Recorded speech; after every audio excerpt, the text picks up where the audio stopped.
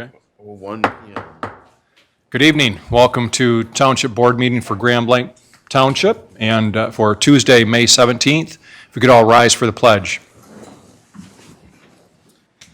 I pledge allegiance to the flag of the United States of America and to the republic for which it stands, one nation, under God, indivisible, with liberty and justice for all. Clerk Robertson, could you call the roll, please? I would be happy to. Trustee Hugo. Here. Trustee Fike. Here. Trustee Raridan is absent. Trustee White. Here. Treasurer Kilmer. Here. Myself, I'm here, of course. Supervisor Bennett. Yes, thank you. Okay, 6 members present, a quorum. Thank you. At this time, I would like to ask for approval of the agenda. However, I would like to amend the agenda briefly or slightly. I would like to move new business, substitute it with old business, and so just basically rearrange those to have new business first so that we can have a discussion with regard to our roads and streets before we go into discussion on our strategic plan initiatives. Okay. So if that's acceptable. Also, Mr. Limita, we had something we added last minute with regard to the Baldwin Road project, I believe. Yeah, so I sent the information out yesterday afternoon to the board under separate cover. It is included in the online packet now, but it's just for the board to make a motion. In January of this year on the Baldwin Road project, you guys approved the road agreement with Genesee County Road Commission. And now that the bids came in last week, the bid's been awarded $3.1 million. It's within the engineer's estimate, but it's 17% higher than what we had approved in that January agreement. So there was an addendum that needed to be added that just said that the township's revised local share is $2.8 million. Again, this will be repaid by the DDA, not the township, as part of that overall Baldwin Road project.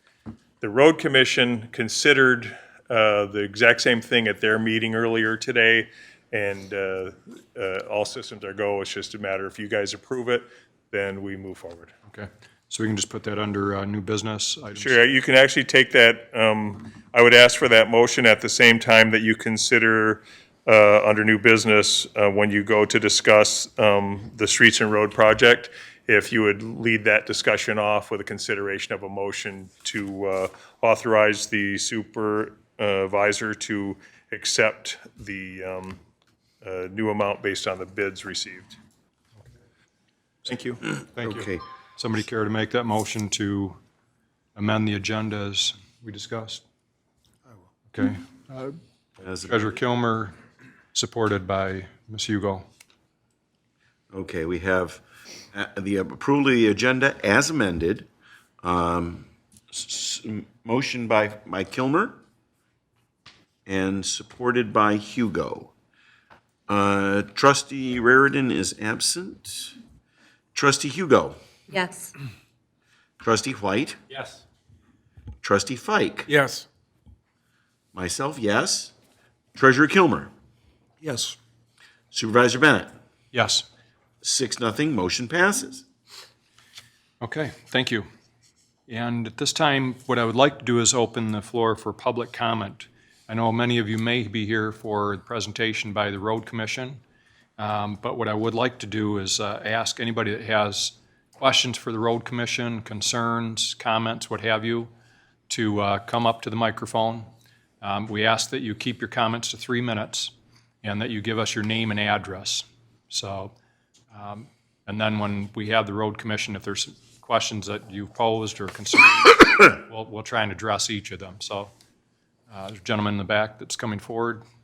Just for the record, if you could provide your name and address, and if we keep it to 3 minutes, Will do, it'd be sir. good. Good afternoon, members of the board. Good evening. My name is Johnny Watkins. I live at 6542 Rustic Ridge, Ottawa, in the Ottawa Hill subdivision. Forgive me, that house number again? 6542 Rustic Ridge Trail, Grand Blanc. Okay, very good, thank you. Our concern is the streets in this subdivision. In 2008, I believe they were totally reconstructed with some reconstruct of the curving gutter, but not all the curving gutter was replaced. The following year, they came in and did some crack sealing. Since then, there has nothing been done on the streets. Now I think it's need a total surfacing to cover all the cracks because the alligator cracking is too severe. And we wanted to know if there was anything that was in the plans for total surfacing or micro surfacing to give us longevity in the streets in the Ottawa Hills subdivision. Thank you. Okay, thank you very much.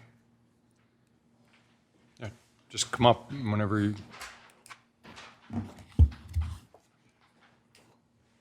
Good evening. Hi.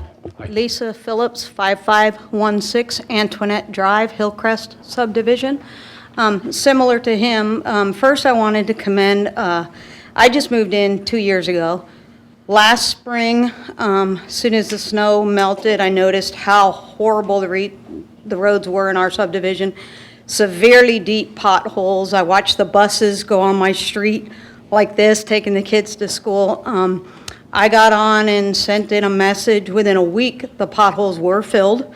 Same thing this spring. Within a week of my message, potholes were filled. So I just wanted to say thank you for that. Very, very quick response. But again, longevity, something needs to be done to improve the foot-deep potholes. Okay, thank you very much.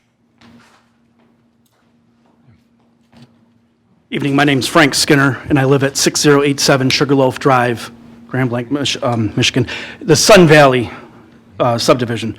And so my concern is also about the streets, and Mr. Bennett, I don't know if later in the agenda you're talking about that subdivision or not, so if what I say has already been addressed later, I don't know. But my concern is, echoing what's just been said, I think in Sun Valley, and there may be some other subdivisions in the township, we have a very unique problem, and that's why I wanted to address that.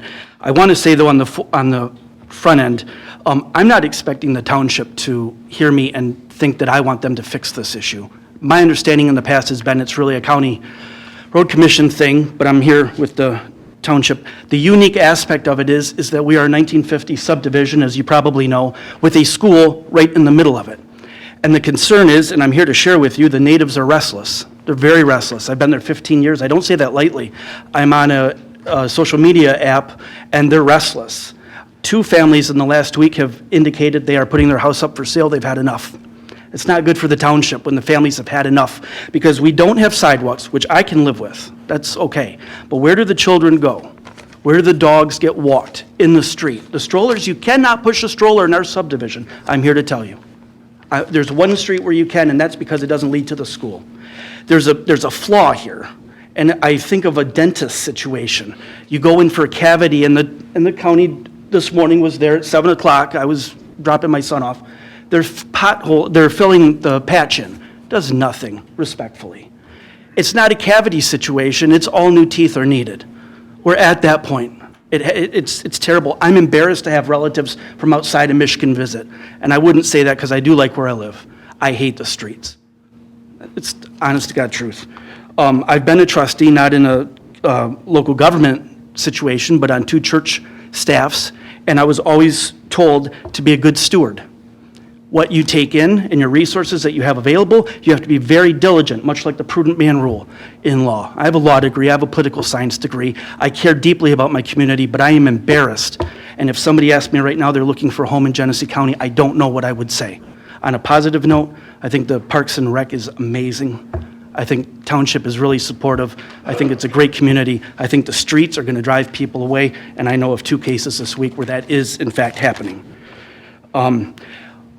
Ultimately, here's what I think needs to happen with a neighborhood like ours. I think the school district, although they're tax exempt and they are not able to be forced into contributing, I think that is only, is that my time? 3 minutes?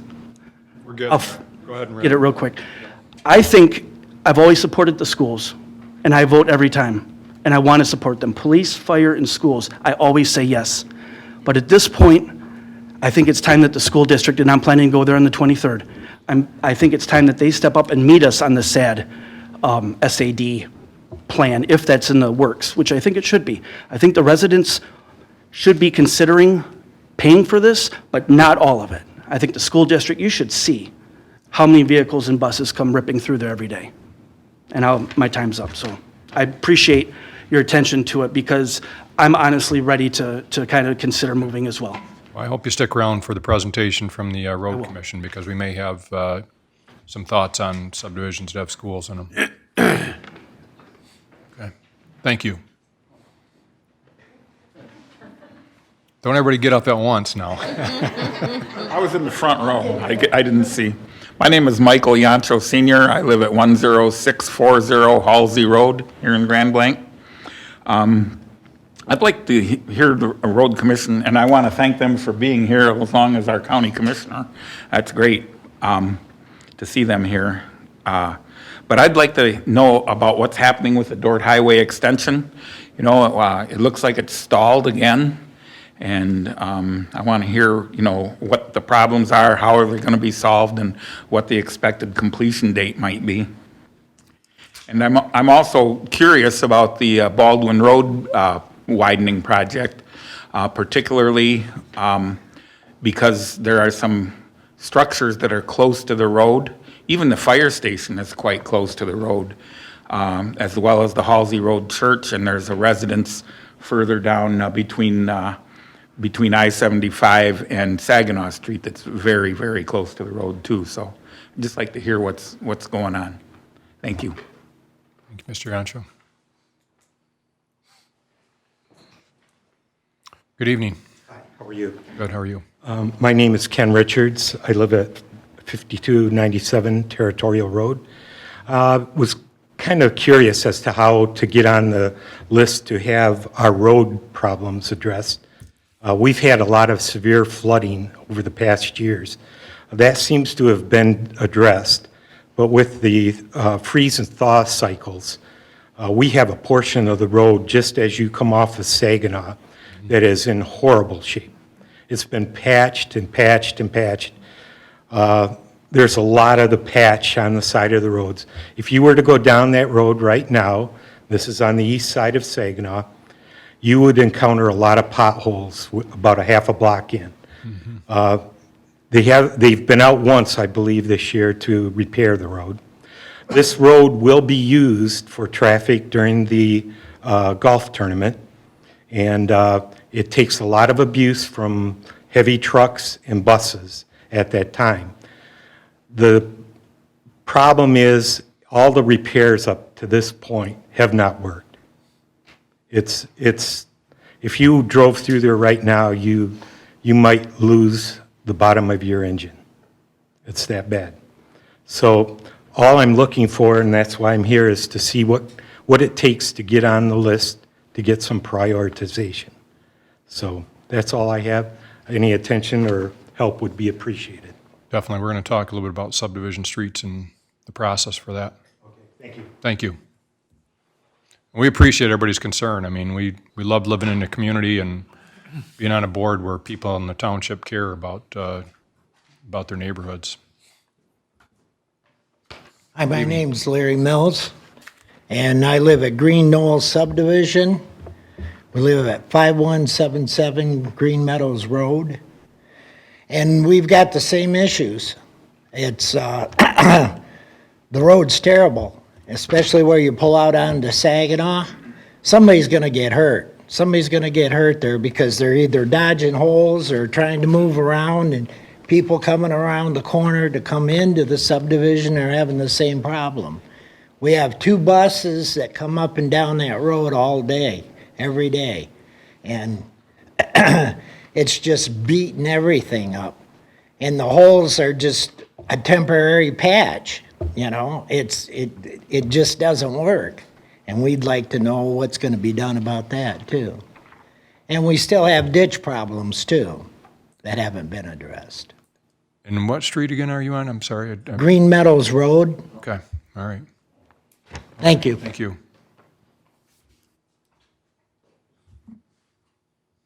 Anybody else have any comment? Yes, sir. You have something to clarify, or? Yes, could I amend my presentation?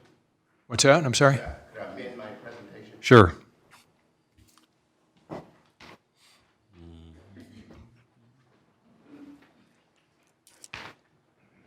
Johnny Watkins, 6542 Rustic Ridge Trail, Ottawa Hills, Grand Blanc. I'd like to amend my presentation to include the Sherwood Drain.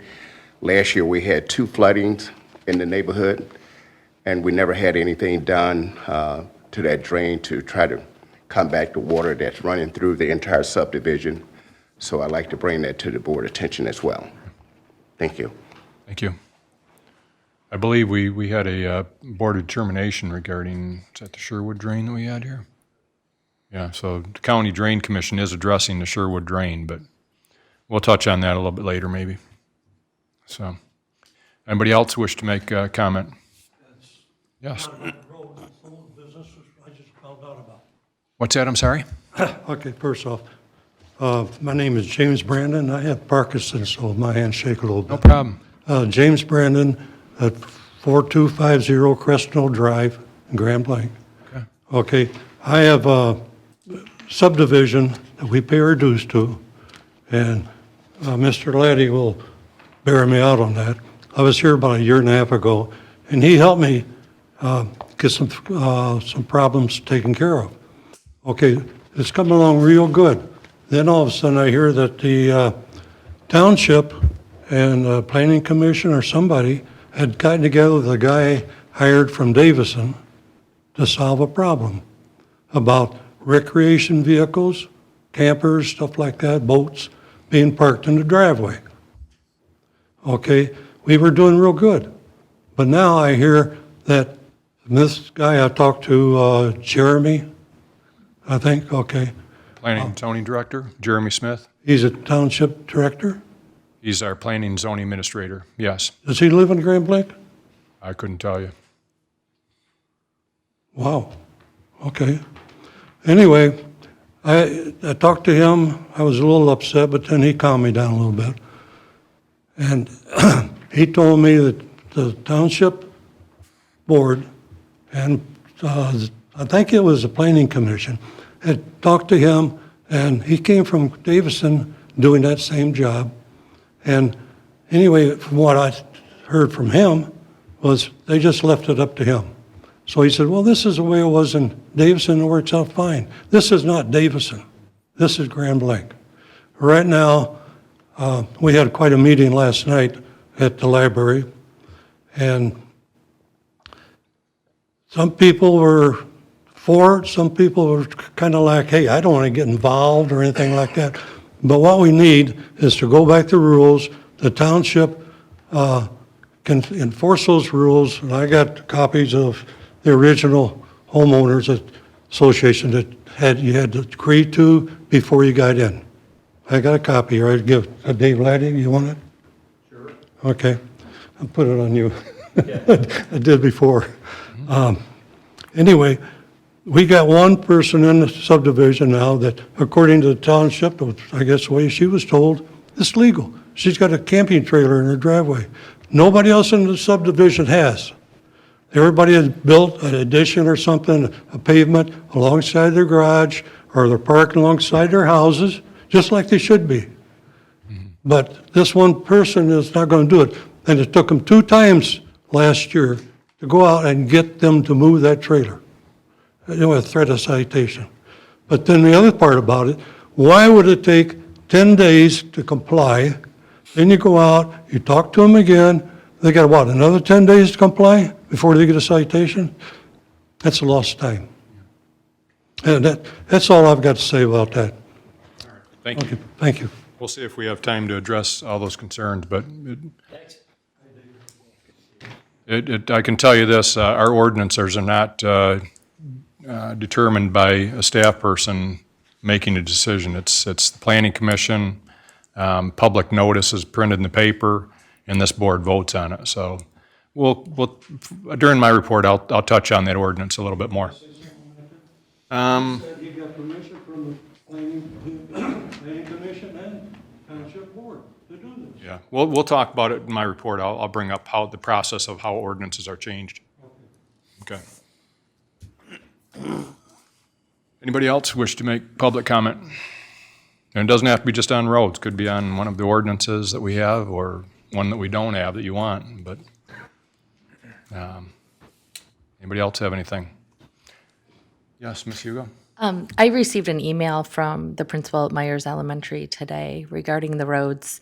Do you want the address for the school in her name, or?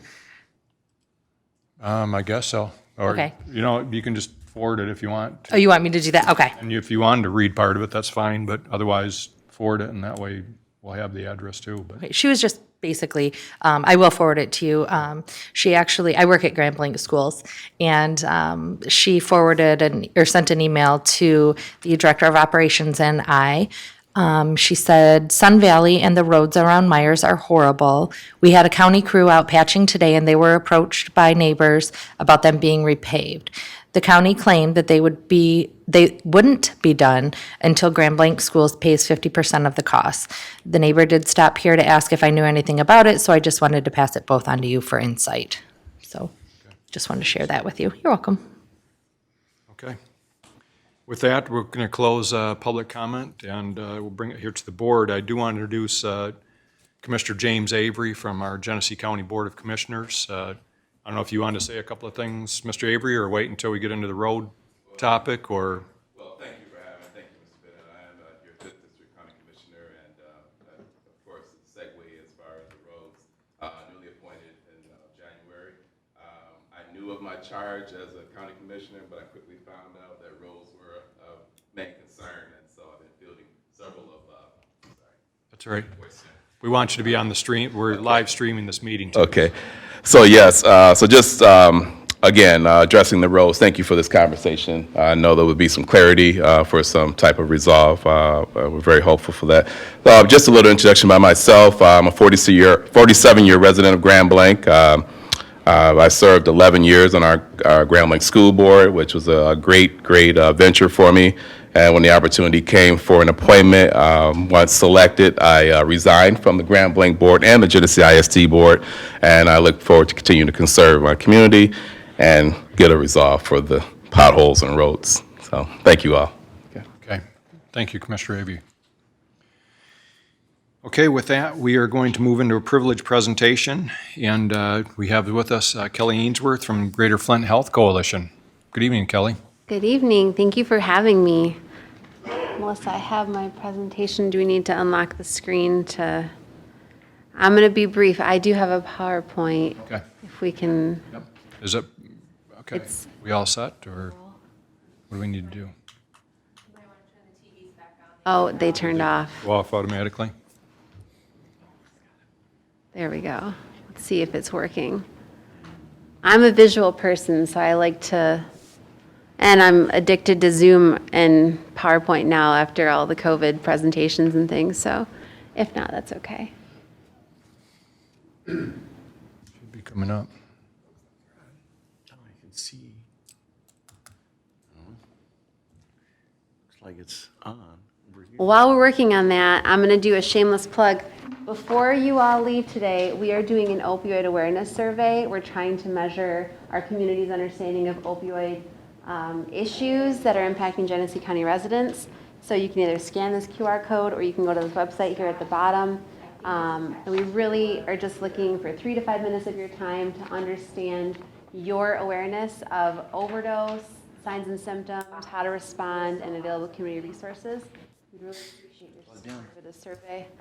That wasn't enough time to get the presentation going. Let's just sing it. That's fine. I can go off the book. All right, so I am here today to talk with the Township Board about the opioid settlement dollars that are being offered to select municipalities in Michigan and throughout the nation. On behalf of the Greater Flint Health Coalition, our Mental Health Substance Use Task Force, you have a letter that we sent to Supervisor Bennett back in March. And really the goal of that letter is to, yeah, go right ahead. I'm sorry. The goal of that letter was to introduce ourselves as the task force. The Greater Flint Health Coalition, if you're not familiar, has been in operation for over 25 years. We were established as a partnership between the hospitals and the union, essentially to improve health outcomes and reduce unnecessary emergency department utilization. Since then, we've expanded to over 25 different task forces and committees. We have several programs to help the community. And I'm here today, of course, to represent the Mental Health and Substance Use Task Force. Oh, shoot. There we go. We're figuring it out. Put that one in there. It's me. It was me, people. Concord. All right. See, this is why, let's see. There we go. Let's see if that makes a difference. I don't think it's going to. That's fine. Oh, hey, it worked. Okay, so as I was saying, the letter that I have in front of you is on behalf of the Mental Health and Substance Use Task Force and the Greater Flint Health Coalition. And that really just outlines the work that the Health Coalition and the task force have done over the 25 years and what qualifies us as experts to address the opioid epidemic in terms of best practices, in terms of the gaps and the needs that we see in Genesee County based on the funding and the initiatives that are already in place. What you see on the screen is our community-wide strategy, excuse me, that we developed over 5 years ago. Basically, our goal was to look sector by sector and how do we collectively respond to the epidemic, recognizing that no one strategy or one sector can actually solve the opioid epidemic, be everything we need to be for our residents who were impacted. So we developed a robust strategy working with providers, patients, hospitals, schools, law enforcement, looking at legislative policy. Since then, we have continued to expand. And so we want to share that insight with the township to help you make informed decisions on how to use the money that is being allocated to Grand Blanc Township specifically. I'm going to go past the opioid overdose data in respect for time because I know you guys have a full docket here. But just to exemplify the problem, in 2020 we had 184 overdose deaths here in Genesee County alone. All right, so I mentioned the survey that we provided that I have here today. This is our results from last year. Quick nuggets of information. When we surveyed our folks here in Genesee County, we found out that only 59% of folks know the signs of opioid overdose. Only 42% know where to access naloxone, and 42% know how to use naloxone. So that is some data that we've utilized to inform strategies to increase awareness of where naloxone is and how to use it, and increasing awareness of the signs and symptoms of overdose. We also found that when needed, our residents were most likely to utilize their physician or medical provider or a behavioral health professional for opioid-specific resources and treatment information. So the expansion of our work led to the development of these resource guides, which are actually available in the Grand Blanc Township Police Department. If you walk into their lobby, I just saw them there yesterday. They're beautiful. And we have a great partnership with the Grand Blanc Township Police Department. They're a great proponent of the work that we do. We're connected to them with our quick response team effort that I'll share about in a minute. But these guides are essentially meant to increase the awareness of the signs and symptoms of overdose, where to find local treatment, and basically just to provide that education for our residents who maybe don't know anything about it until a family member or themselves find themselves dealing with substance use issues. This is our naloxone directory, so this lets folks know where in Genesee County you can access free naloxone as well as free training. We also have a naloxone portal on our website, so you can request a kit directly from the nomoregenesee.org site. We have also done a lot in the way of harm reduction. Harm reduction can be a tricky topic. Not everyone is on that boat, but basically it keeps people safe. People who are choosing to use substances, we want to keep them as safe as possible and give them an opportunity, as many opportunities as possible to find treatment or at least improve their health outcomes. Fentanyl, as we know, is a huge issue. It's being cut into drugs unknowingly, so non-opioid substances. We're seeing higher overdose incidents, and the coalition has done a lot to make sure that those resources are available to reduce fentanyl-related overdose incidents.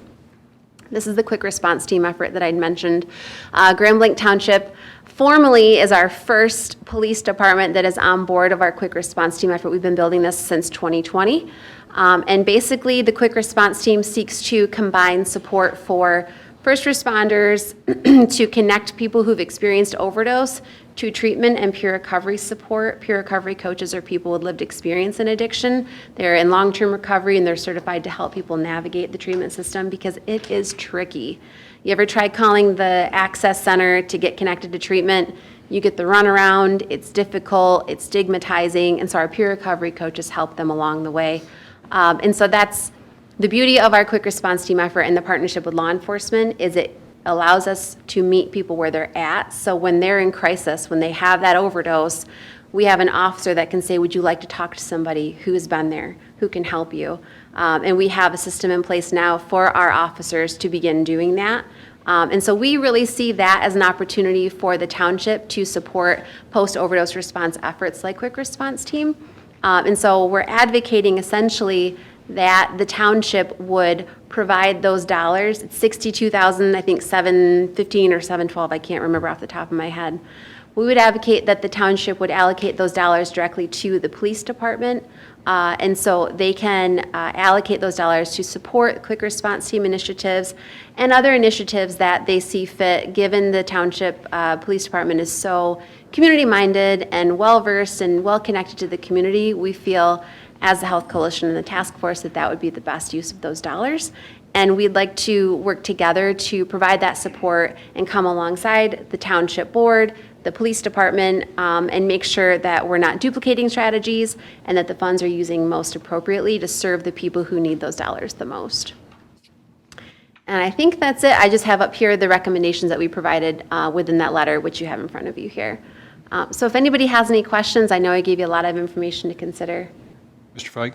I got a couple quick questions. Absolutely. The opioid settlement, who is that from? Sure. How much did Genesee County get? And is it broken down? Does Grand Blanc Township get a specific amount of that? Yes, sir. I'm glad you asked those questions. So the state of Michigan in total is getting roughly $800 million. I don't have a cumulative total for Genesee County.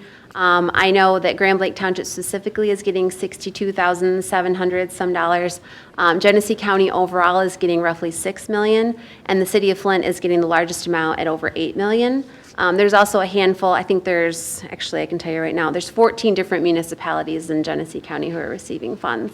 And of course, the county and the city are getting the largest amounts. I think the next largest amount is Fenton City, and then it goes down from there. The funds are being distributed over 18 years, and so it'll be $62,000 stepped out over 18 years, which is unfortunate, but I'm not a part of the settlement team. Otherwise, I would have done it totally different, but I'm not in charge. Who's it from? It is from the three major pharmaceutical distributors that were essentially responsible for perpetuating the opioid epidemic to its severity. So it's Cardinal, McKesson, and AmerisourceBergen, as well as Johnson & Johnson. There could be other settlement funds coming down the pipeline, although it's anticipated that these will be the largest. Okay. Any further questions or concerns? Okay, and I know that our police and fire both, firefighters, we honored a few of them. I think I mentioned that we're on vacation in the Upper Peninsula and saved 3 or 4 individuals' lives by having some training and being able to handle the overdose. So we appreciate the work you're doing, and we appreciate the work our police are doing with you. So we'll take a look at how we're going to allocate those monies, and I'm sure we'll be in contact with you through our police department as well. Absolutely. I will say one more thing. I spoke with one of the folks at the state who's coordinating this effort, well, as part of the team, and it looks like it will be October before funds start to hit the account. Someone should be reaching out soon to identify what account it will go to. The recommendation is that it goes into a separate account, essentially to avoid it going into a general fund, and to ensure that, it's being allocated appropriately. Thank you very much, Kelly. Thank you, everyone. Appreciate your time. Thank you. And don't forget about the opioid survey. Okay.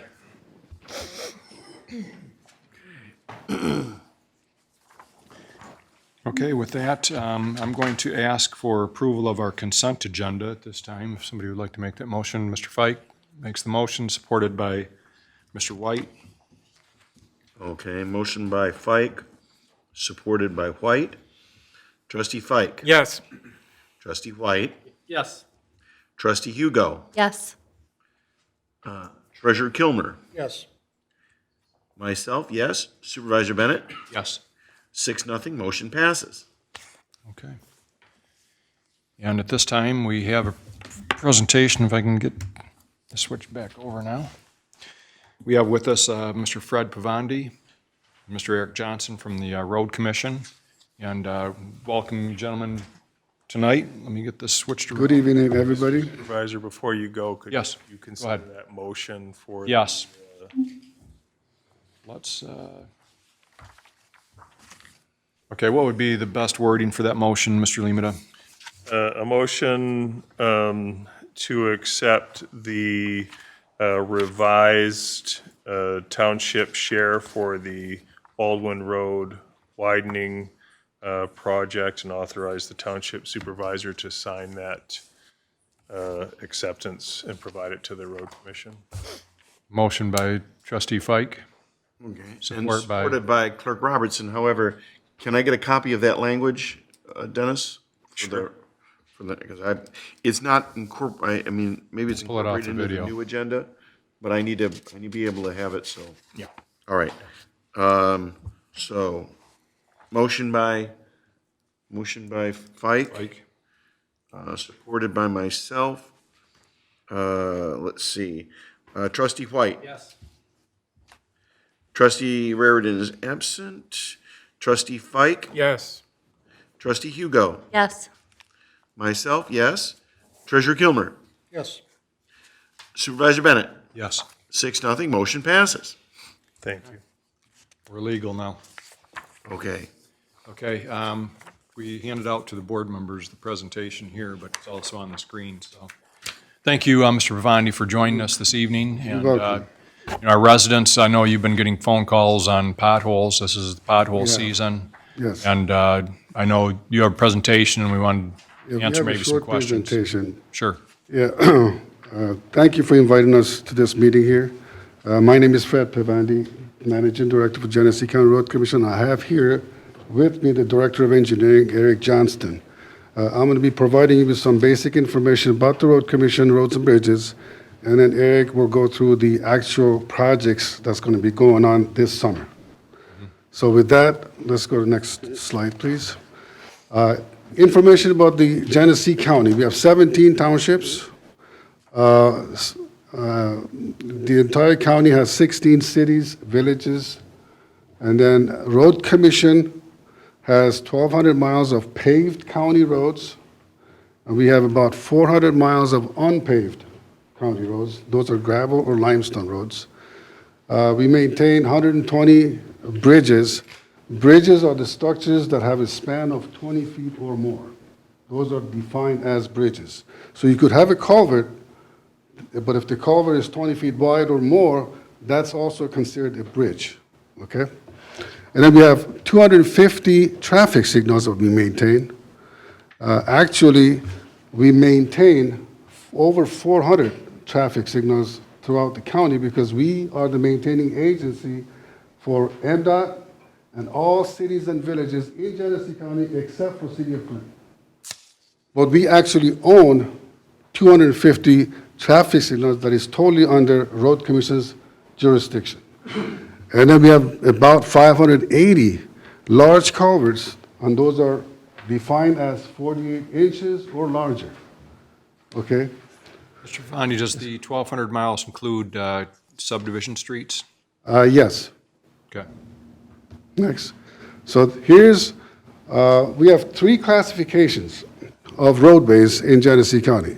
Those are 470 miles of primary roads. Those are 100% funded by the Road Commission and are eligible to receive federal or state funds. Now, if you look at our county map, I'm talking about Genesee County map, not any map, just Genesee County map. All the red lines that you see on that map, those are primary roads.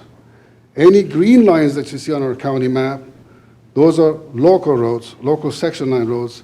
And any black lines that you see on that map, those are all residential roads. But residential roads are also considered local roads, okay? So then we have 610 miles of local roads, which requires local township matching funds, okay? And I think Eric's gonna talk about allocations a little bit later. And then we have 520 miles of subdivision roads that are also considered local roads, but they are typically funded by special assessment district, which means the resident has to file a petition and try to get at least 51% signature and then submit it to the road commission and the township, and they schedule a couple of hearings, I believe, public hearings, and then once those hearings are approved by the residents, then it becomes a project, it comes to us for improvement. But typically, 100% of construction is funded by the residents. The road commission can only pick up up to 25% of engineering and inspection. Okay, so that's how the special assessment district are set up. Mr. Bavandi, could you give an example of a primary road here in Grand Blanc Township? Bristol Road, Hill Road, Baldwin Road, How about, Hollywood, any roads of high volume of traffic. how about a local road? Local Road, Reed Road, Jennings Road, part of Lennon Road, Gibson Road. Okay. Yeah. All right. Those are section line roads, but are Then we all low know volume subdivision roads. roads, so, Yeah. okay. Next, one. please, yeah. So here's the health of the county roads that are in Grand Blanc Township, okay? So we have 37 miles, these are centerline miles, because some of these primary roads, you gotta remember, some of these primary roads are multi-lane roads. So when I say 37 miles, it's gonna be a lot more than, when you use lane miles, it can be much more than 37 miles. These are 37 miles, centerline miles of township primary roads.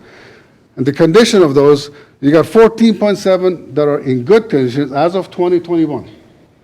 73.3% are in fair condition, 12% are in poor condition. So how do we rate that? We rate that based on our PASER rating. We have a certified engineer that goes out there every year and rates all of our primary roads. PASER stands for Pavement Evaluation Surface Rating, is that right?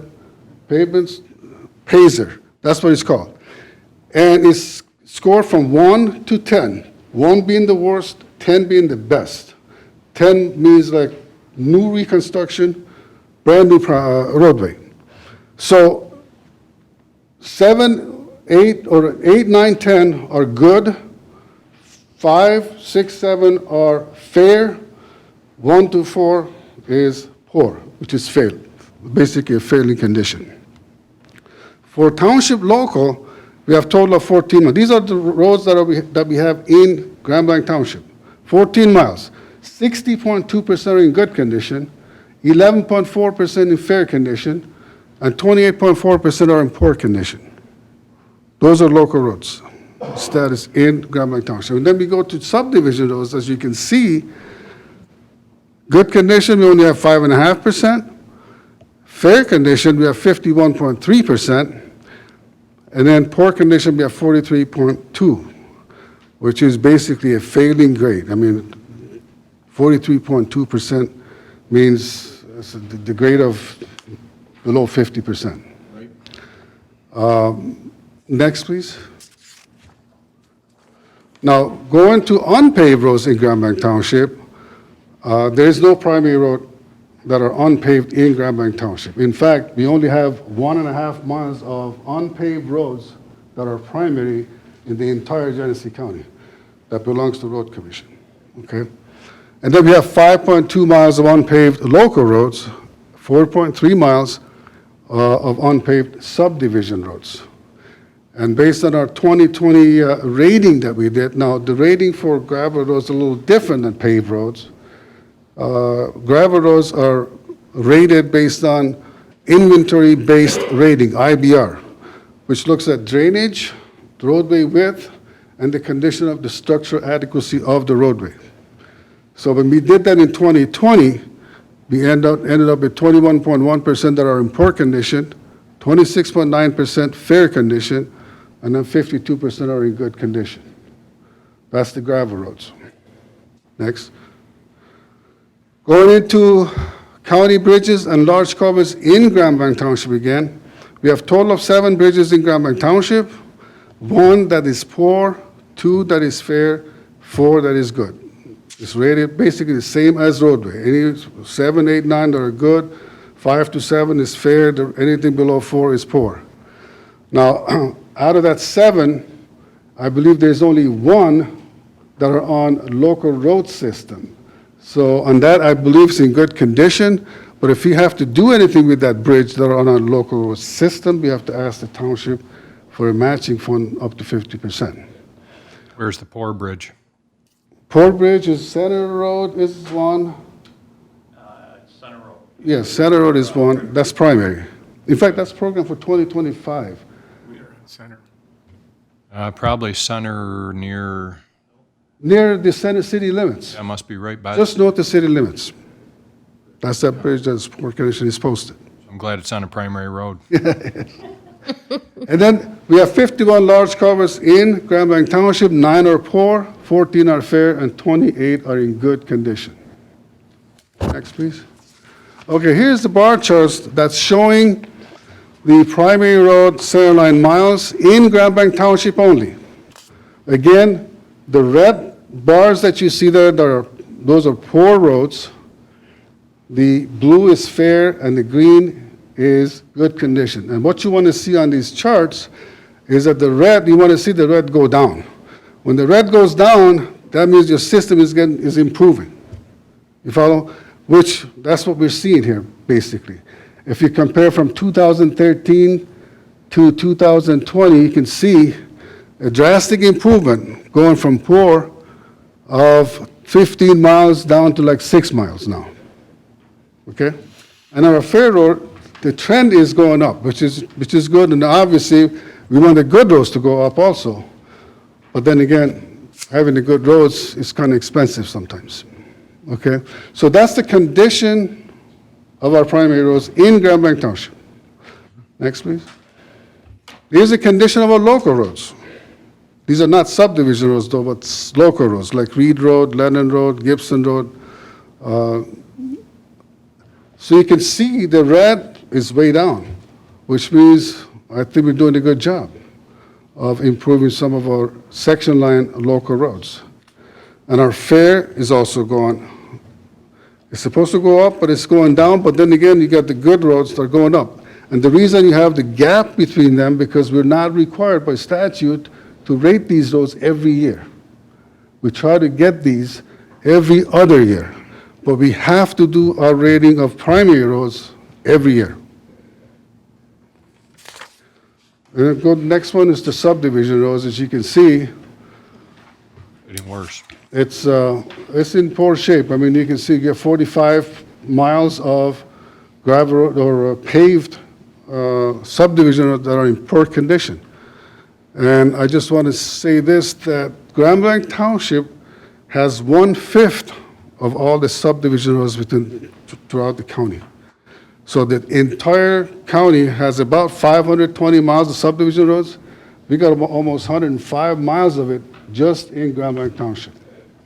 And a lot of these subdivisions in Grand Blanc Township that are probably over 40 years old, which means that they need to be reconstructed. Life of the world is probably 20 years, right? 20 years, that's what we designed it for, They're yes. twice their age. Okay, next, I think that's you, Eric. Okay, here are the roads, you gonna go ahead? Yeah. So I'm gonna start out with the good stuff. What's going on in Grand Blanc Township, in and around Grand Blanc Township this year? You need to be at the podium. Yeah, go ahead. We're live streaming this as well, I'm sorry. Okay. So, 2022 major roadway projects. The first one, Mr. Yancho asked about the Baldwin Road projects. So there's 3 phases of Baldwin Road. The first phase is under construction right now, and that goes from Holly Road west 900 feet. The whole intention of that is to, again, widen it out to 3 lanes, but also fix the intersection. The intersection currently, there's a bottleneck. When people go to turn left, they'll back up and none of the traffic can go through. So we're gonna fix that. And then phase 2 is the project you guys just voted on, and that'll go from the new Door Highway to 900 foot west of Holly Road. And that's gonna widen that roadway out from 2 lanes to 3 lanes. And then Phase 3 goes from Gainey Drive to Ruby Drive. Same thing, it's going to widen the roadway out from 2 lanes to 3 lanes.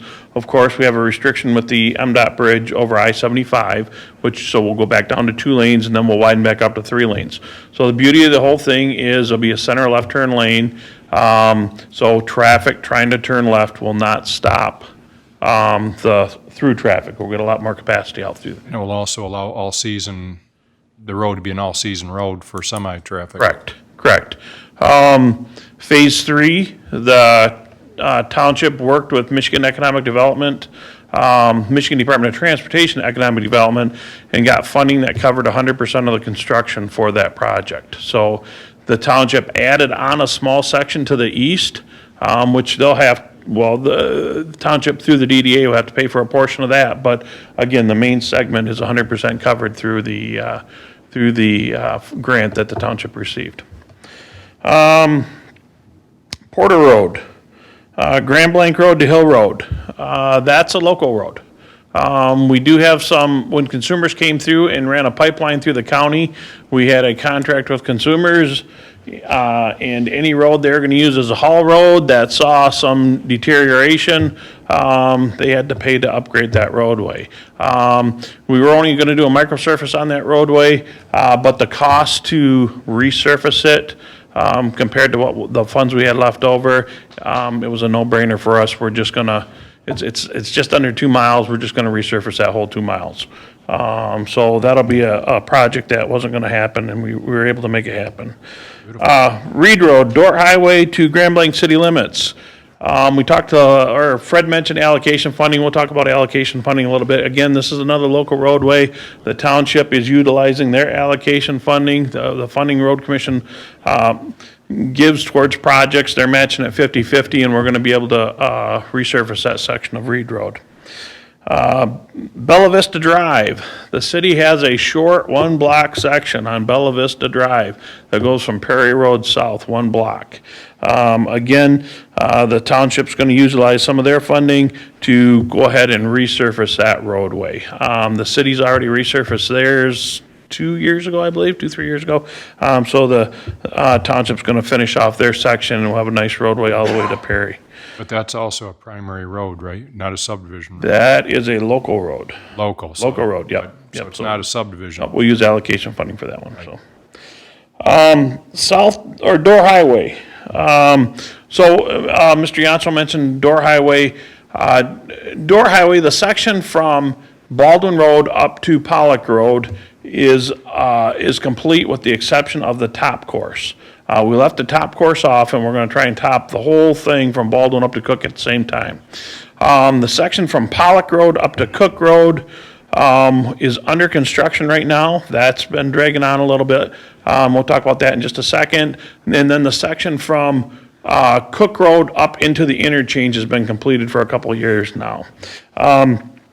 So the section from Pollock Road to Cook Road, the sticking point there is there's some very poor soil in there.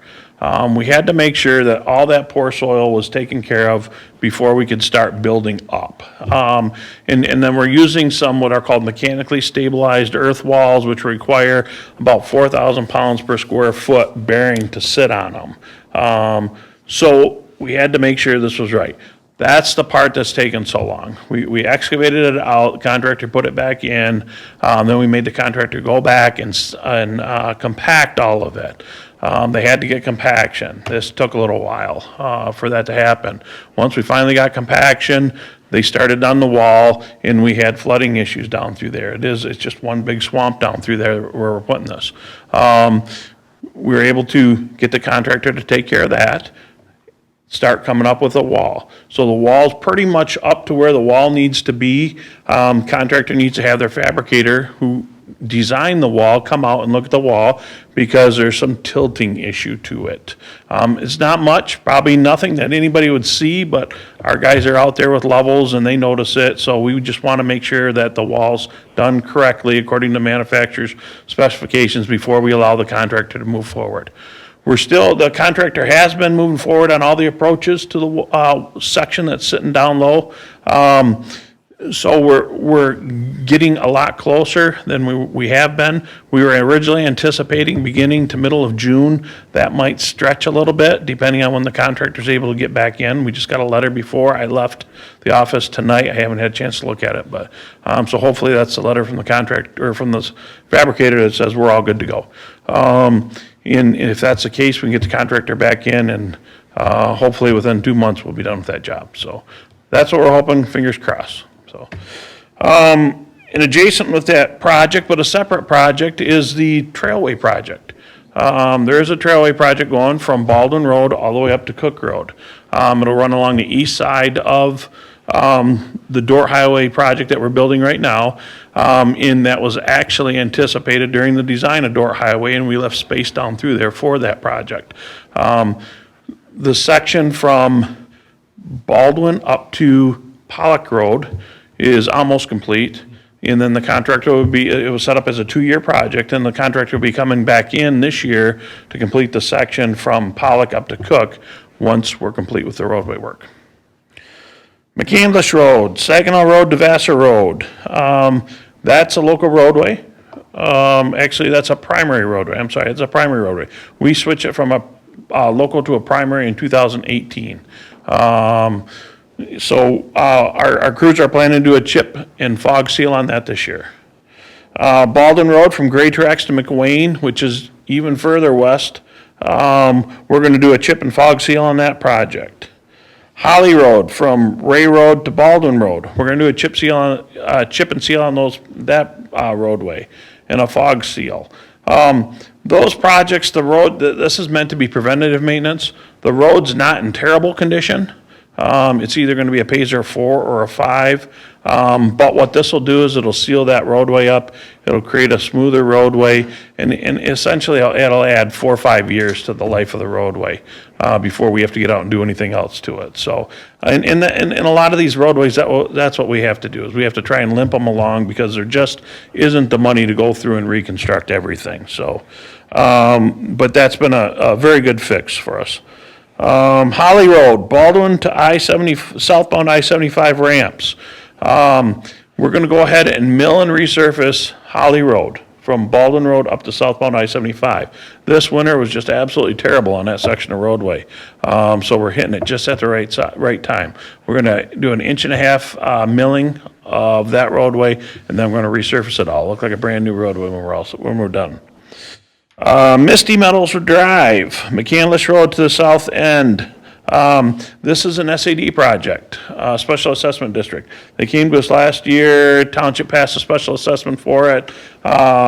We were trying to get the job done last year. We had a contractor that wasn't really willing to cooperate, but they are going to be out here very soon finishing that project up this spring, so.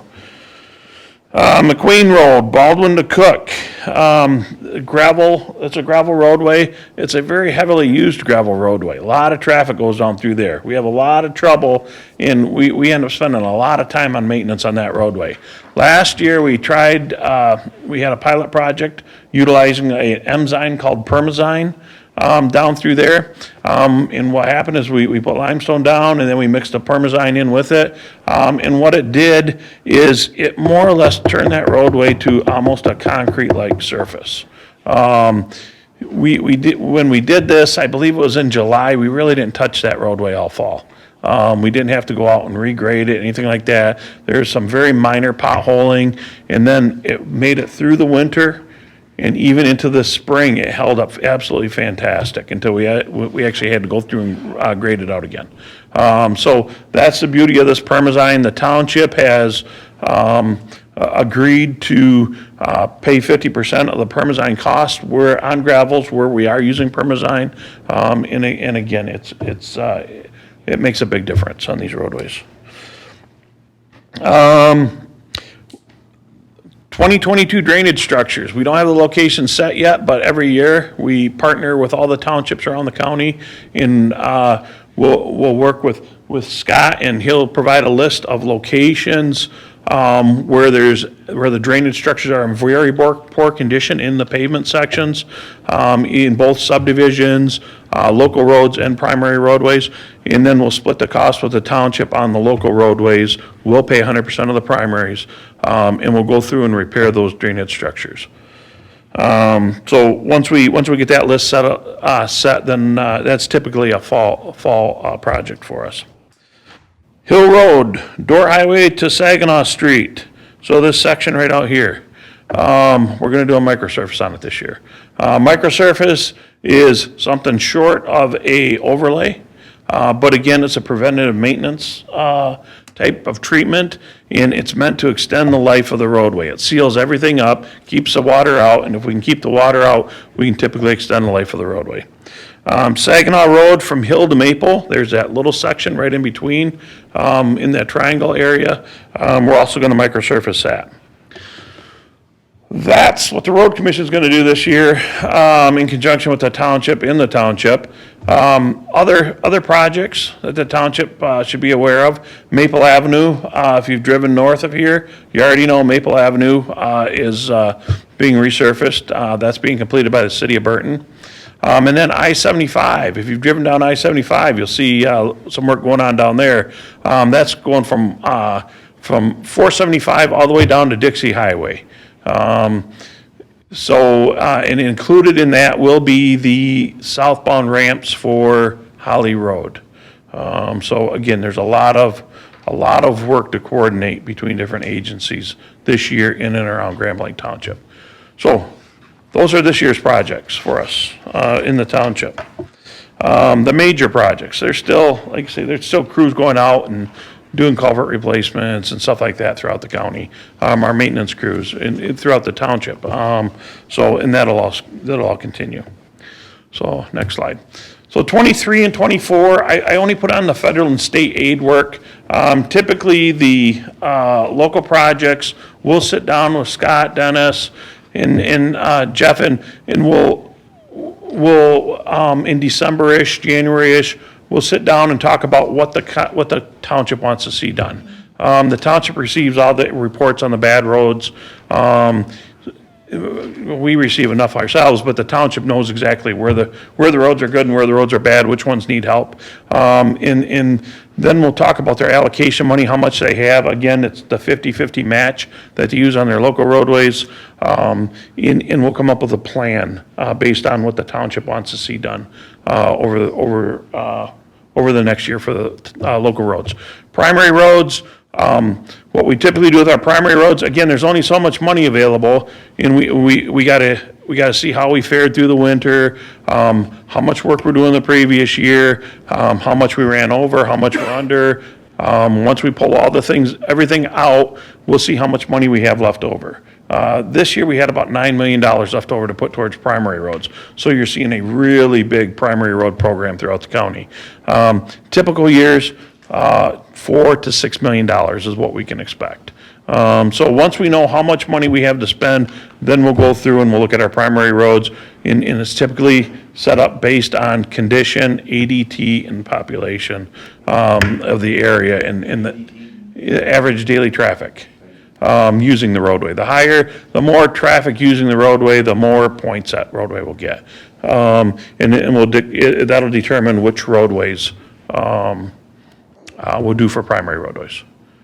And Mr. Johnson, some of the timing is based on the funding. So for example, I know people will look at this list and they'll say, Cook Road, Embry Road to Holly Road, that needs to be done right now. Yep. But unfortunately, the federal funds that we're going to use, or the road commission's going to use, it needs to be rebuilt completely. And those funds won't be available until 2024 for rebuilding it completely. Correct, yeah.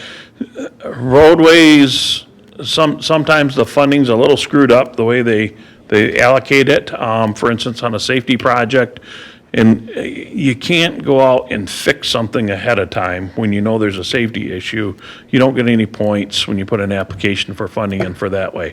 Until somebody's severely hurt, until somebody's potentially killed, that's when we'll get a lot of points for a project. That's when they say yes, which is really backwards, but that's the way the system works, unfortunately. And it's the same way with these roadways.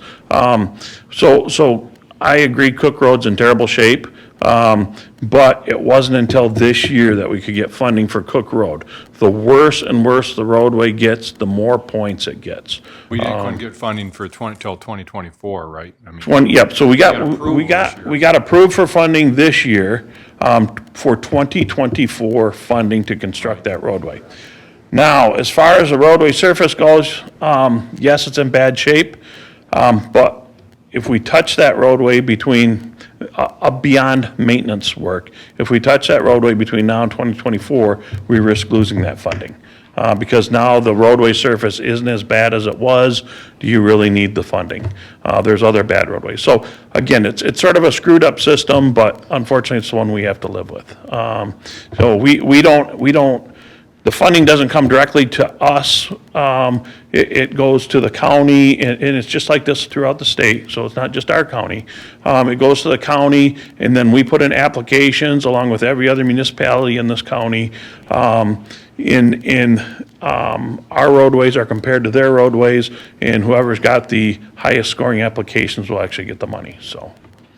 Okay, so for 2023, Grand Blanc Road, west of Potter Road to Dort Highway. So this is one job we're gonna try and do, widen out to 3 lanes, and we're gonna try and do it all as in 1 year. Well, unfortunately, the money's not there. The county was shorted $200,000 a year for the last 4 years, $800,000, which really left them in a hole to do these expansion projects. We have enough money to do half of it. So we're gonna go from just west of Potter Road to Dort Highway, and we're gonna widen that all out to 3 lanes, okay? 20, Porter, yep. You said Potter. I'm sorry, Porter. it's spelled in there, but, yeah, Porter. So, and then in 2024, we're gonna do the section from Fenton to just west of Porter. Again, widen out to 3 lanes, okay? Saginaw Street, McCandless to Charing Cross Drive. We did get some safety funding because of accidents down through there, for this section. This is a section, if you go south of Grand Blanc, you got 5 lanes, then at Charing Cross, it narrows down to 4 lanes, and goes 4 lanes all the way down to 75. We had enough accidents in there, we were able to get some safety funding. And the safety funding will allow us to widen it out and add a center left turn lane down through there. So it'll be a true 5-lane section all the way down to McCandless Road. Okay, we do have some drainage issues down through there. You'll notice there's some flooding. We're gonna take care of that with that project also, so. Okay, Hill Road, Fenton to Saginaw. We have some CMAQ money, congestion mitigation money. And we're gonna use that to improve the signals from Fenton Road all the way to Saginaw. Do signal upgrades. And at the same time, we're gonna optimize it to help traffic flow a little smoother down through there. Okay. Eric, Mr. Johnson, Mr. I am pleased to Robertson. hear that, because for as long as I can remember, there have been issues about why it takes so long to get back and forth on Hill Road. And I remember from my time on the county commission 20 years ago, we had issues with regard to who had jurisdiction over the lights on Saginaw Street and Hill versus those who had jurisdiction at Dort and Hill, and it seemed that they were never as synchronized or never as fluid as they should be. So are you going to do is resynchronization, if that's the right word? Yep, that's a very good word for it, yep. And again, we're only gonna be able to do so much because we gotta play nicely with MDOT. And some of those signals are MDOT. So Dort and I-475 are MDOT signals. You guys talk So to each other, work these things out? Yes, we're trying. And So. the other thing is probably slowing a few people down. If you talk to our police, they probably, having all green lights isn't always the best solution either. Yeah. Well, but isn't traffic flow this is a science and an art of, in terms of how these lights are supposed to be coordinated, am I correct? Yes, it is. There's a lot of calculation that goes into those. Thank you. So, 2024, Saginaw Street, big project. Saginaw Street from I-75 up to McCandless. We're gonna resurface that.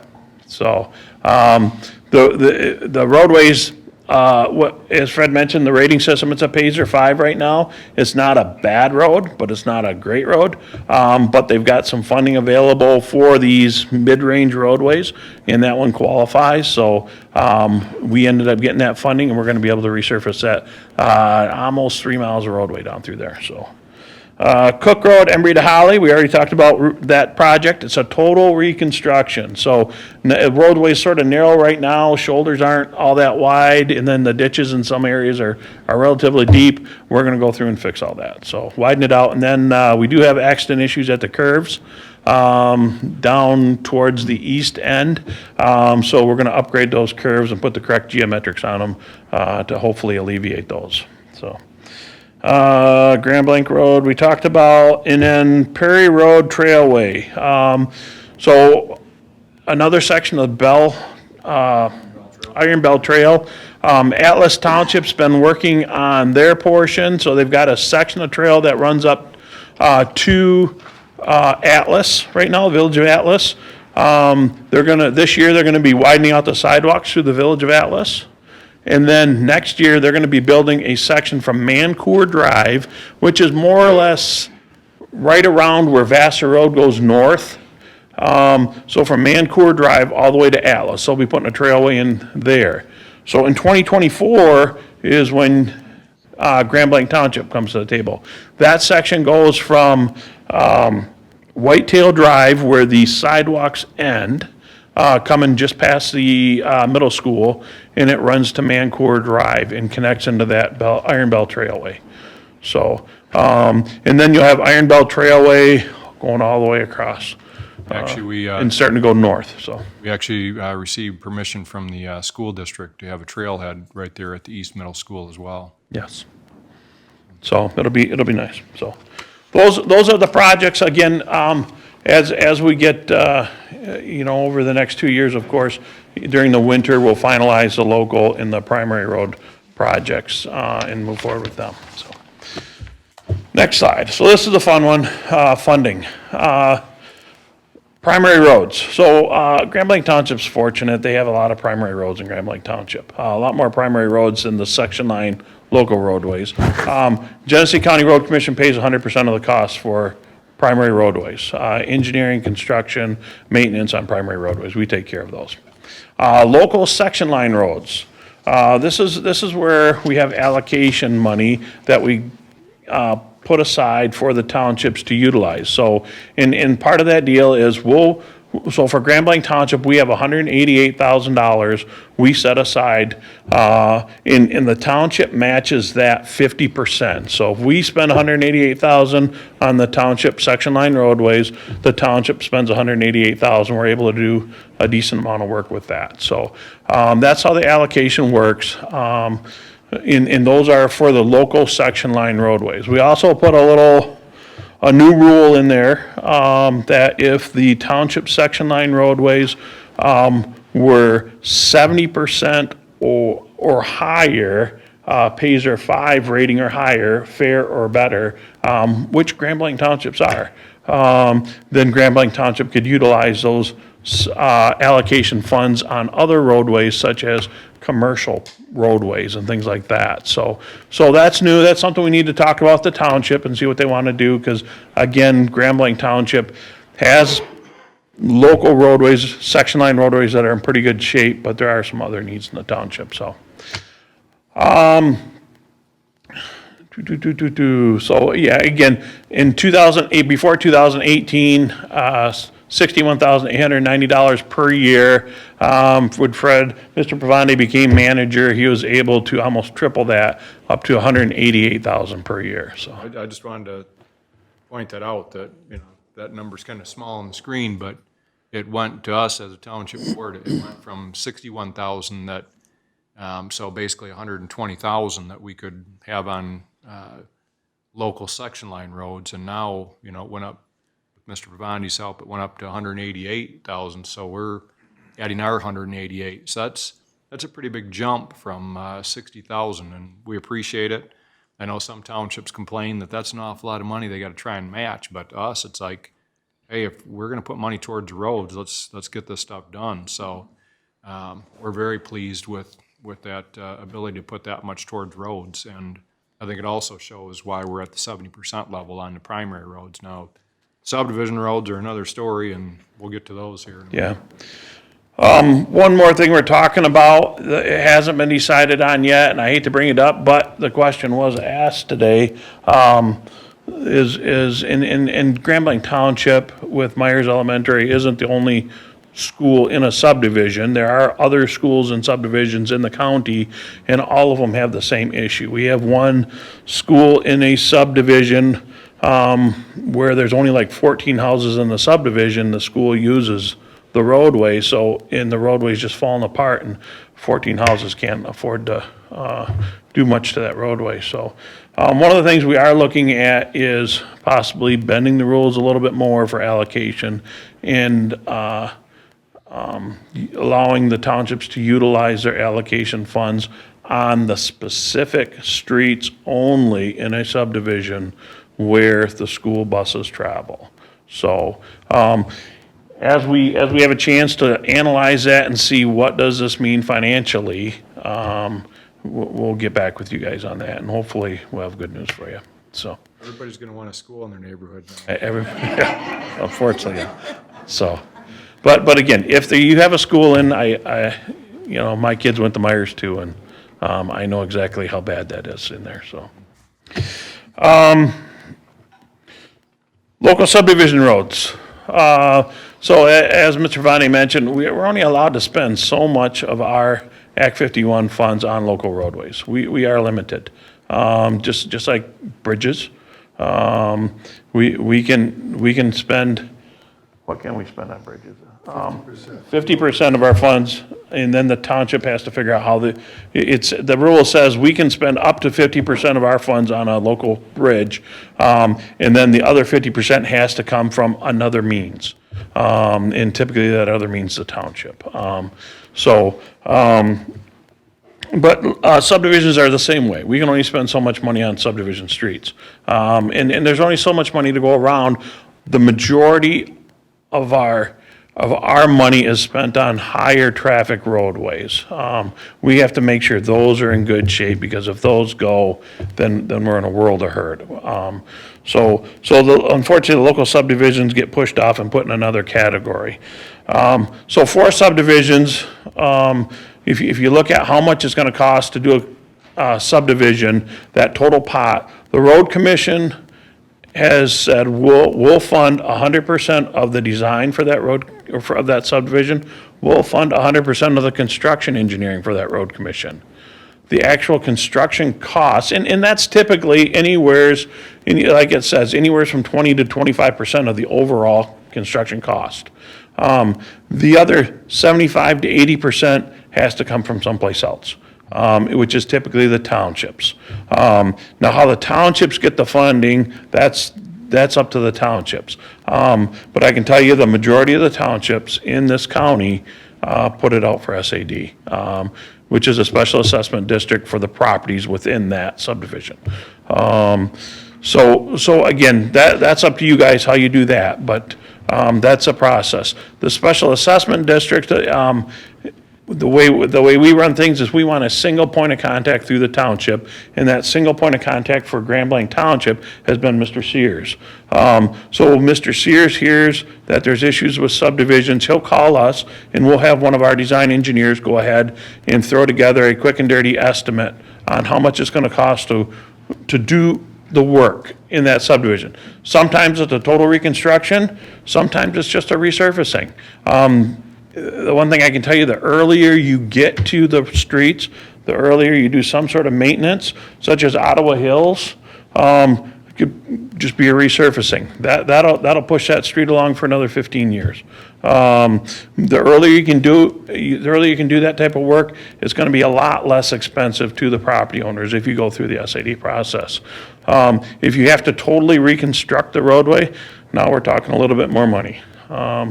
So we try not to let them get that bad before something's done, but unfortunately, you guys have a lot of subdivisions. There's a wide variety in terms of subdivisions on cost, right? On repaving or rebuilding the roads. Yep. So I was speaking with a developer, I don't know, within the last few years, and he said, this individual bought a subdivision that wasn't completed.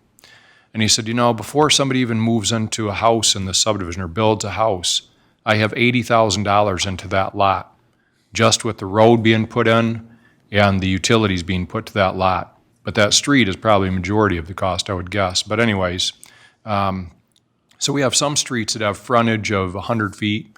We have some that might be 50 feet, and that's all road frontage. So we have some subdivisions that have come to us, we're trying to get the petition passed, and it was $20-some thousand per lot owner, because maybe they have a lot of frontage with each lot.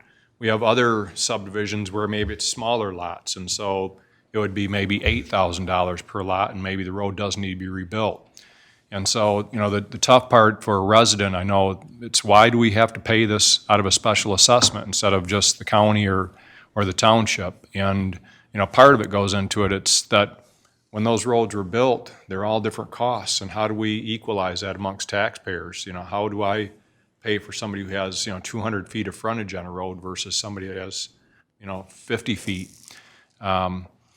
But the special assessment district, I think, is pretty universal, like you said, in Genesee County. I don't know, maybe there's some counties that townships can't afford to pay their roads, pave all the subdivision streets. But being that we're an older township, we have a lot of older subdivisions. And unfortunately, the concrete streets that were put in at the time were lovely to have concrete roads. But now that they need to be fixed, all that concrete has to be torn out, costs extra to have that torn out, rather than having asphalt torn out. So there's a lot of cost to it, but. Yeah, and it depends on the road that was there to begin with, like you said, the material of the roadway. Unfortunately, up to a certain point, I mean, the road commission requires that all roads be built to a certain standard right now, so that we know what's out there. We know what's out there is going to last. There was a time when you could put a roadway in, there's no oversight, anything like that, and we might only have 2 inches, 3 inches of asphalt out there. And again, those are just going to fall apart quick, and there's absolutely, they're not going to last long, especially with construction vehicles on them. So now we make sure people are building stuff correctly.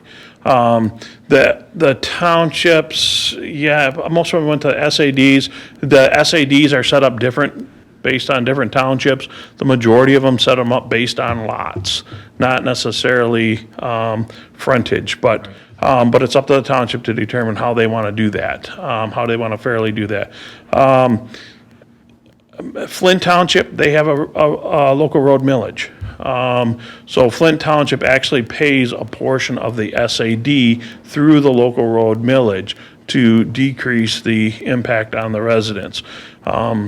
Unfortunately, everybody's paying into it, but the actual tax amount that goes on your tax bill is a lot less. So there's options. There are a lot of options out there.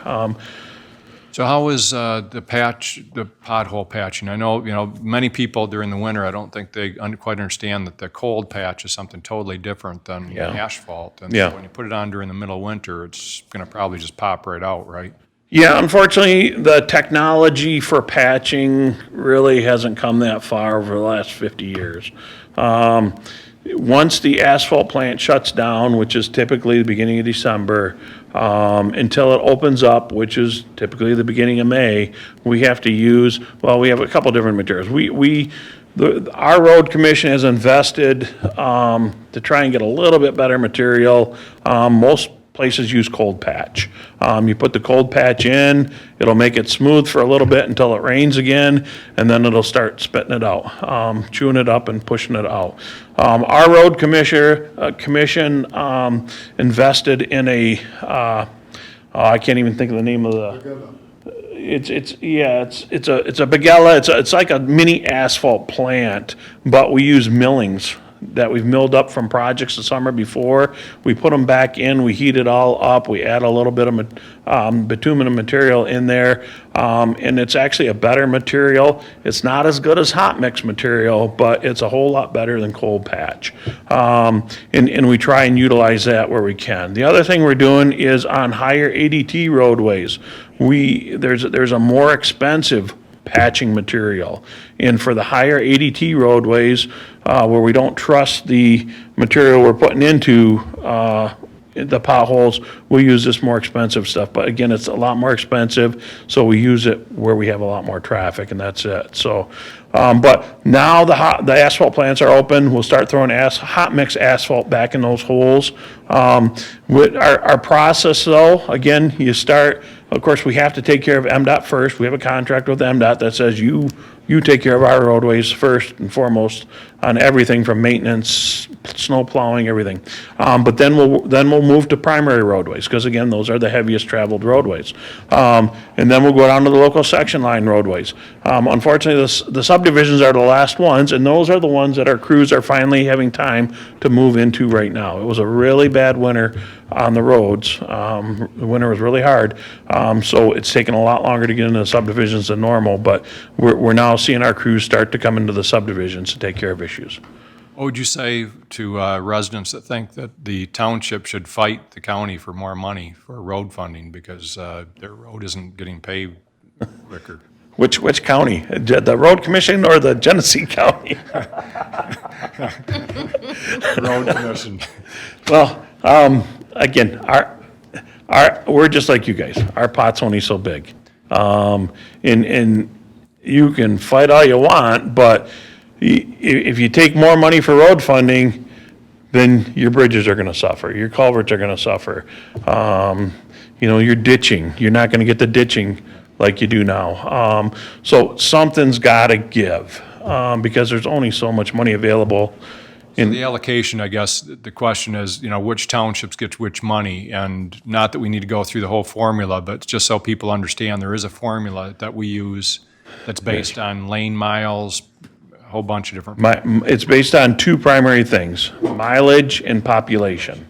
And fortunately, Grand Blanc Township has a lot of mileage, and it's got a lot of population. So Grand Blanc Township gets a decent chunk of. 65% mileage, 35% population. Yeah. And nobody's property taxes go towards the roads. I know one Yeah, of the misconceptions is I pay high property tax in this county, my roads should get fixed. Well, Yep. Huge misconception. I dare anybody to go home and look at their tax bill, their property tax bill, and find a line item that says roadway, because it won't be there. Not unless there's a millage, like Flint Township has a millage. So none of the money you pay to the townships with your taxes go towards roadways. or county. Or county, yeah. Our funding primarily comes from gas tax revenue and car registration. There's a few other little things that are thrown in there that make up our Act 51 funds, but those are the two biggest contributors to what we get. All right. Does anybody have any, we also have Mr. Sears here. One of the things we put in the packet, actually, I don't think the gentleman saw our packet, but we actually have, for residents, we have available a step-by-step brochure that outlines if they want to do a special assessment district, what they do. And in a minute, we'll ask Mr. Sears to kind of, maybe not go through all the steps, but we can kind of highlight some of them, if you care to stick around. But does anybody have any questions? Mr. Clerk Robertson. Yeah, just a couple questions. I'm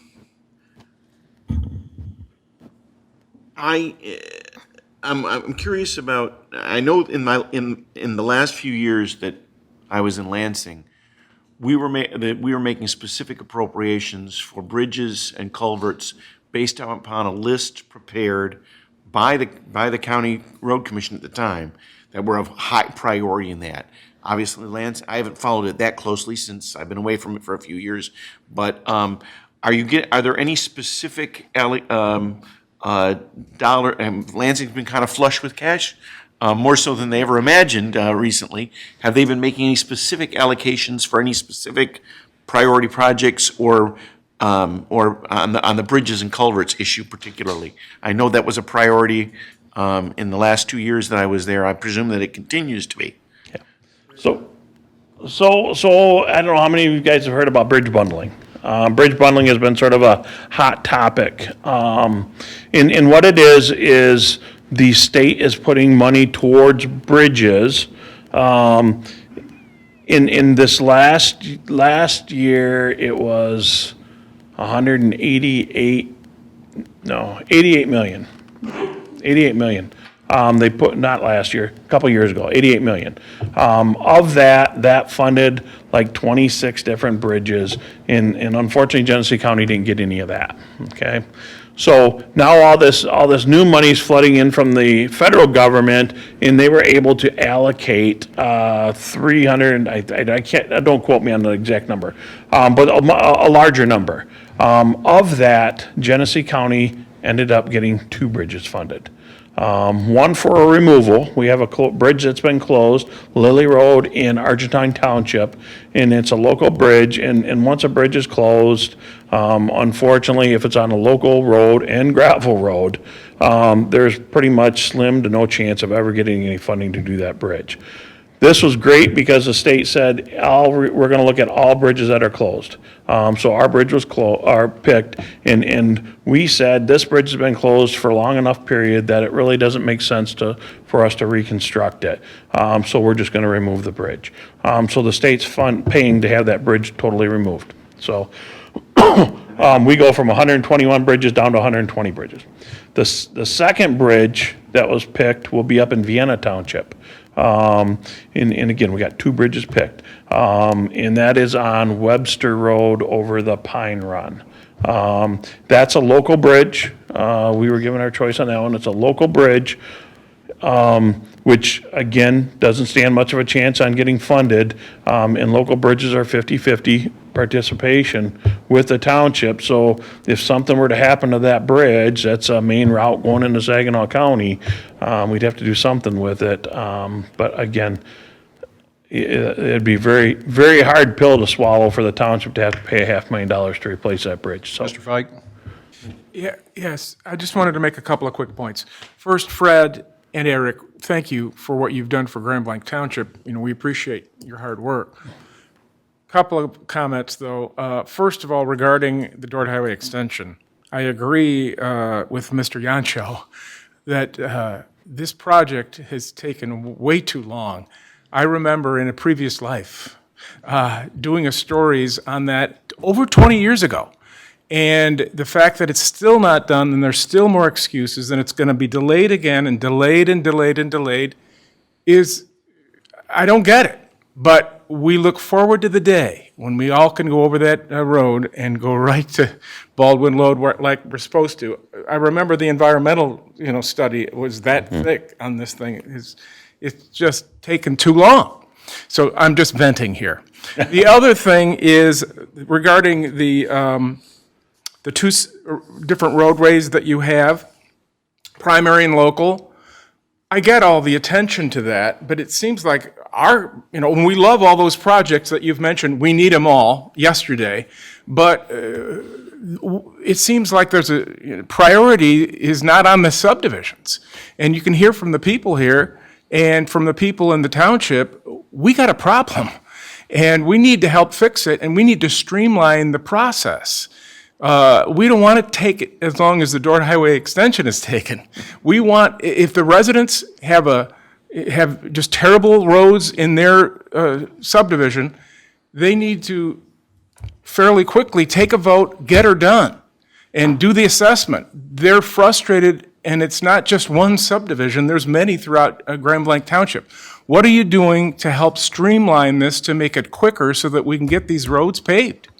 Well, the process, I'm not going to say it's streamlined, but because we're government and unfortunately we move at the pace of government, I hate to say it, but typically, if you come to us with a special assessment that's been approved, a project that has an approved special assessment, the summer before, we'll have it under construction the next spring. It'll be done in a year? It'll be done in a year, yeah. And we've been very successful at that over the last few years. Getting the estimates, the estimates typically takes a little bit longer because unfortunately we have to deal with the whole county and the subdivisions in the whole county aren't in that great a shape. So everybody wants an estimate, so we do the estimates as they come in. At the same time, we're trying to get all this other work done. So those can take a little bit longer, but the only thing I can say is just keep pestering us, and Jeff does a pretty good job at that, saying, letting us know, hey, I asked for this, can you guys get that to me? So, but like I said, it's a year commitment. We've been fortunate that I'm setting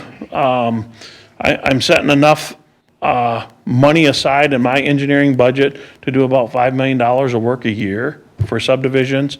And that's about what we're running right now, is about $5 million of work of subdivision work. So, Part of the dilemma, Mr. Flynn, too, if I may, Mr. Johnson, is that we have a lot, and Jeff can correct me if I'm wrong, but I believe this is the case. We get a lot of people who want an estimate on their subdivision. We do the estimate, and then we never hear anything more. Yeah. Now, you can imagine if you multiply that by 31 municipalities or whatever number there are that you're working with, that they have everybody asking for estimates, and then they don't do anything. I mean, we have people call here, want an estimate, we put in submit the request.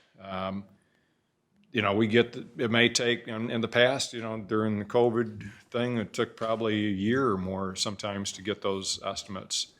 But then nothing happens with them. So you have other subdivisions who want that estimate and they're ready to go, but we don't know who those people are. When they request it, we submit it, but we don't know whether somebody's gonna take it. I know Miss Hugo, for example, their subdivision had requested several.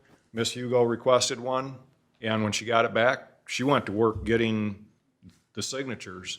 So while everybody's requesting estimates, doesn't mean they're gonna move forward with it, but it bogs down the road commission because they're having to do all these estimates for people that may never even move forward with a special assessment district. So while some people may say, hey, you know, I know one person said that Mr. Sears hadn't requested one, and he had. I don't know who they spoke to at the road commission, but they were saying that he hadn't requested one, and one had been requested. But the bottom line is, you know, when you're estimating the cost on building a road, it's more than just saying how much is the cost of asphalt and how much roadway is there. They have to look at the sewers. Hey, do we need to replace the gutters? You know, I've got a street in my subdivision that probably, in an older section of it, the asphalt, to my knowledge, probably was put over top of dirt.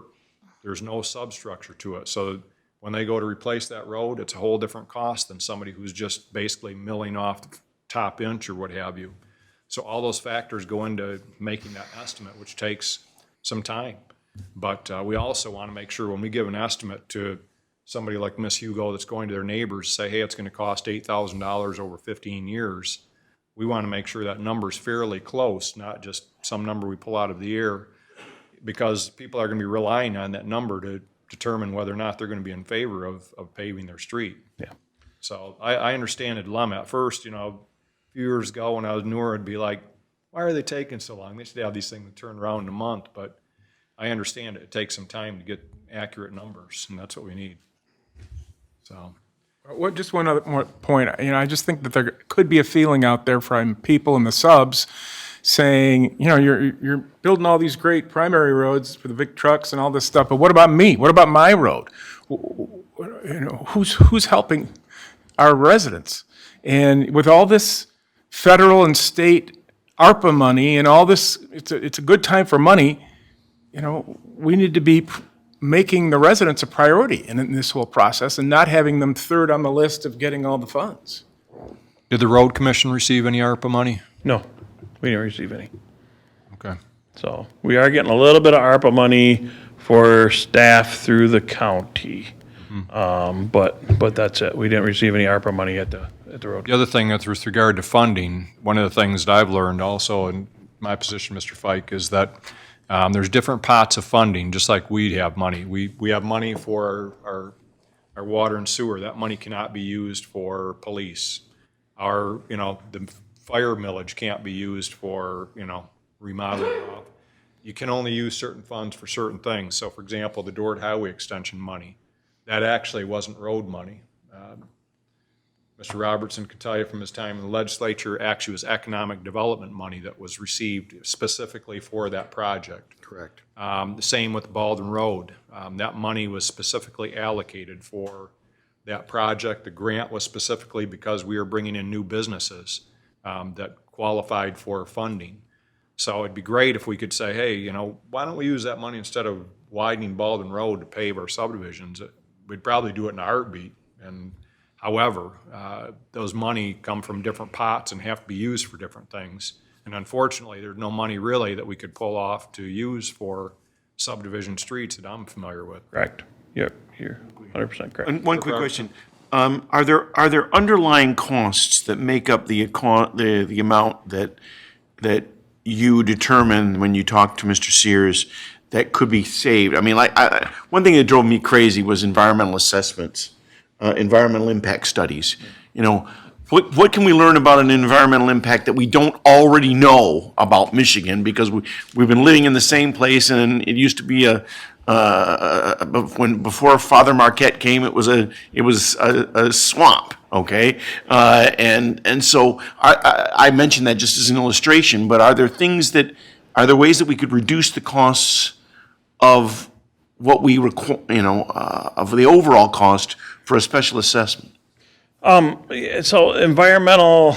I use that as an illustration. Environmental stuff doesn't necessarily apply to the subdivisions or special assessments. It's more for anytime there's federal or state funding involved on a specific roadway. And as Scott can probably attest, it's getting worse and worse. We're actually starting jobs 6 months earlier than we used to start them because it's taken that much longer to get through the environmental review process. So, but for subdivisions, that's the whole reason we can push one out in a year, once we have approval to go on it, is because we can waive that, so. I want to reserve some time, too, for Mr. Sears to run through the special assessment process, too, so. Ms. Hugo? I just wanted to comment real quick. I live in Granville Estates, and my husband and I actually took the lead. But to the residents, we spearheaded, getting the special assessment district process going. Time consuming, yes. Worth it, definitely. Like he said, within a year, our road was repaved. If we had a problem with it, Director Sears, I would contact him. He would then contact the county. Sorry about all the phone calls. As simple as, okay, I don't think that there's enough gravel going up our driveway to meet the cement. Next thing I know, it's done. It is expensive, but it is definitely worth it. It will increase the value of your home, and the township, to the residents of township and the road commission were really great to work with, so thank you both. Anything else for Mr. Vivanti, Mr. Lehman, anything for the two of them? Okay, I want to ask Director Sears to just kind of run through our special assessment process. It'll be brief, you guys. Should only be another hour or two. So I don't know, you might just highlight it, I don't know. Yeah, we'll go through it very quickly. We have this available, is it on our website? This is available on our website, and we're updating that now, the website. Also, there's a whole site under the Public Works that is dedicated to special assessment districts. Some of it's already been discussed by Eric and Fred. The first part of a special assessment district is to talk to me. To talk to me about what is going on in your road, give me some information so I can go out and take a look at it, help the road commission establish what we're going to do in the subdivision, then I'll request an estimate from the road commission. The estimates, like everybody said, depending on how busy the road commission is, it can take a few weeks up to a few months. There's 31 other municipalities that they're working for. So we have to be very patient, and we try to be very patient. But I am very good at pestering them also, so we get that done fairly quickly. After the estimate's received by me, or after I receive the estimate, I will hand that out to whoever requested it, whatever residents in the subdivision requested it. Generally, it's up to them if they're going to pursue a petition or not. It's up to the residents to circulate the petition, to get the signatures. The township is not going to do that. So you have to get the support from your neighbors to move ahead. In the past, and currently, we have scheduled meetings with neighborhoods. Myself and the road commission attend. We discuss this process, and we discuss the estimate. We discuss what to expect during the construction project. And, that's a good time to have the petition laying out on the table for people to come and sign if they want to. Usually, sometimes it's a contentious meeting. Sometimes people are very happy to be there and are supportive. It just depends on the crowd that you get that night. but we do that for people who have questions. The petitions are circulated, like I said, by the residents, and what we are looking for is for homeowners that represent more than 51% ownership of the total lineal footage along the roadways to sign the petition. So we add up all the lineal footage or frontage along the roads, and those owning more than 51% have to sign the petition. If on the deed to a home, there two names appear, a husband and a wife, both have to sign the petition in order to count. Some people don't necessarily understand that. If both names aren't there, then we can't count that signature as valid. Once 51% is received, they'll give us the petition. Our township clerk will go through and validate all the signatures through our voting files, and our assessing department will go through and validate that 51% has actually been received. And then that petition will come to the township board. The township board will vote to proceed with the project. Generally you do, because we want these road projects to happen. And then the road commission can proceed with designing the project. Design and engineering, depending on the project size, can take up to 6 months to be completed. Once that is done, the road commission will go out for bid on the project. They have pre-qualified contractors, they have bidding sites that they go out to. It's not just a select group of people, they have public bidding that they have to do. So once those bids are received, if the bids are the lowest bid, and it's not always the lowest bid that is accepted, the contractor has to be qualified, like I said, but if the project cost is more than 10% over the engineer's estimate, that's going to come back to the township board, and you're going to vote to either proceed or not proceed. Now, if we vote to not proceed, we are liable by their rules for the engineering and design, or the design cost. So, most of the time we want to keep going if we can. If there's a large objection, though, which has happened, then the project can be turned down at that time. Once it's, like they said, once it's voted on by the board to proceed, then they'll begin the process of signing contracts and getting going on it. Usually, if somebody comes to me right now with a completed petition, then I would be comfortable saying that we can probably do construction in 2023. But if it's this fall, it's probably not going to happen, just because of the amount of time that it takes to design the projects. We don't want to go out for bid on these projects in the summertime. We don't even want to go out for bid on them in the springtime, because we're not going to get favorable pricing. It's going to come back more expensive. We've had projects where we went out for bid again because it has come back way over. I think Ms. Hugo's subdivision was that way.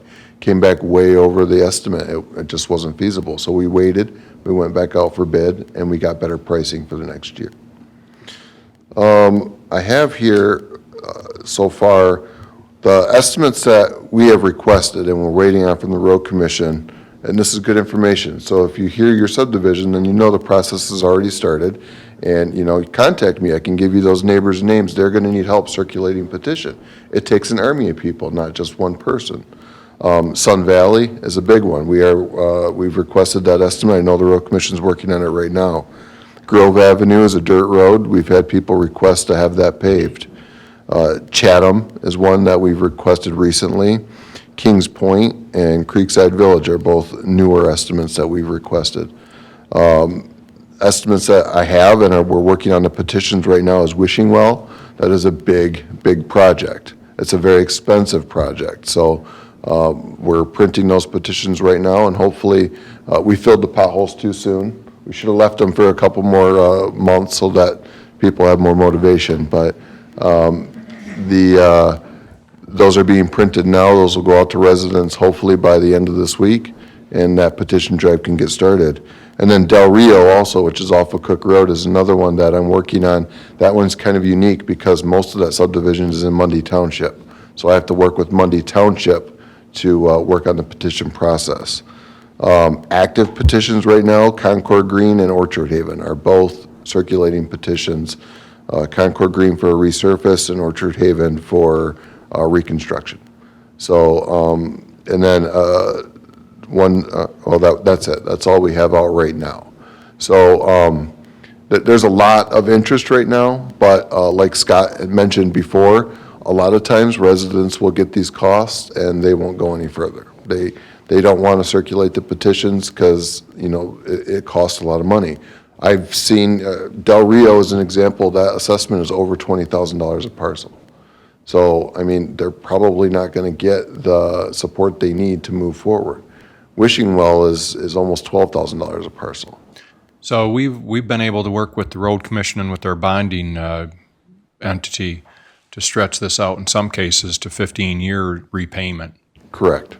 and which makes it a little bit more palatable. Yeah, some of them we are doing 15 years, but we do have to put somewhat of a limit on that because it's not a favorable way for the bond attorneys to go when we're seeking these bonds. So, but the larger ones, we certainly can go up for 15. Mr. Sears, can you comment briefly on our crack seal program, what we do for newly paved subdivisions? Right, for 10 years after, or the life of the assessment, I shouldn't say 10 years because now we have 15-year assessments. For life of the assessment, the township actually crack seals the new roads. So I know like in Ottawa Hills, it was repaved, a gentleman spoke about that earlier, and we crack sealed that for the life of the assessment, which is 10 years. We haven't done that recently because the assessment's over there now. But I have talked to their HOA people recently about, they're looking at crack sealing it themselves. They've mentioned possibly resurfacing, but they didn't think they had the support for that quite yet. But it's probably a good idea to look at that within the next few years. Right. Okay. Anybody else have any questions for Mr. Sears? Mr. Avery, any thoughts? I know you're probably getting phone calls on potholes as well. Yeah, I appreciate this clarity. Okay. Messaging that needs to be heard. Okay.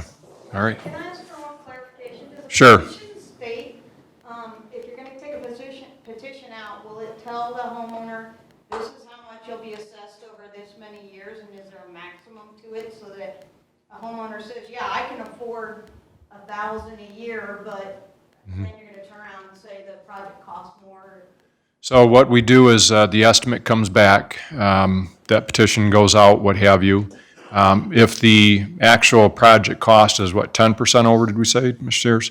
If it's 10% over, typically, when it's 10% over, when we have the second hearing, we hear about it from the residents that come and tell us that, I signed this petition, but you know what? I want my name taken. I want a no vote now.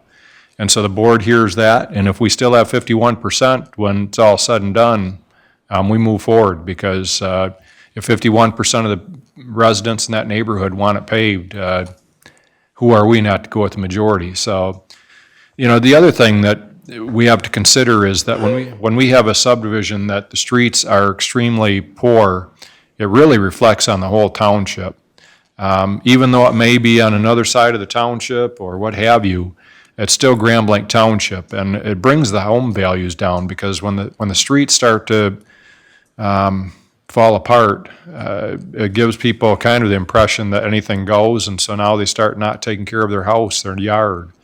You can't tell the difference to where the curb is because it goes right from yard to street, and it just really starts to be unkept. And so it's in all of our best interest to try and work to find a way to get the subdivision streets paved, even for those subdivisions we don't live in. And I think our township board really is concerned about, you heard some of the questions. We want to streamline the process. We want to make it much more available. People know what projects are out there, how to go about it. Unfortunately, we don't pay for it. The county doesn't pay for it. State doesn't. The folks that live in that subdivision or the people building the subdivision have to pay for the roads that are in there. The county will take them over, when a subdivision's built, but they receive no funding, for paving the street again. So we want to see them paved, so we'll be glad to work with you to try and do whatever we can. And I think the list, Mr. Sears, that you provided is very helpful. If we can publish that somewhere, I think would be helpful too, because there may be residents that aren't aware of the petition that would be glad to help circulate it in some cases, maybe. I'm going to allow a question here, sir. Go ahead. Does anybody look at the quality of these repairs? I'll give you an example. On our road, I've lived there about 5 years, and I would guarantee you that they have been out there to repair the road on Territorial at least 10 times. Yeah. And Well, the quality is yeah. Well, not good. yeah, Territorial was paved quite a while ago, right?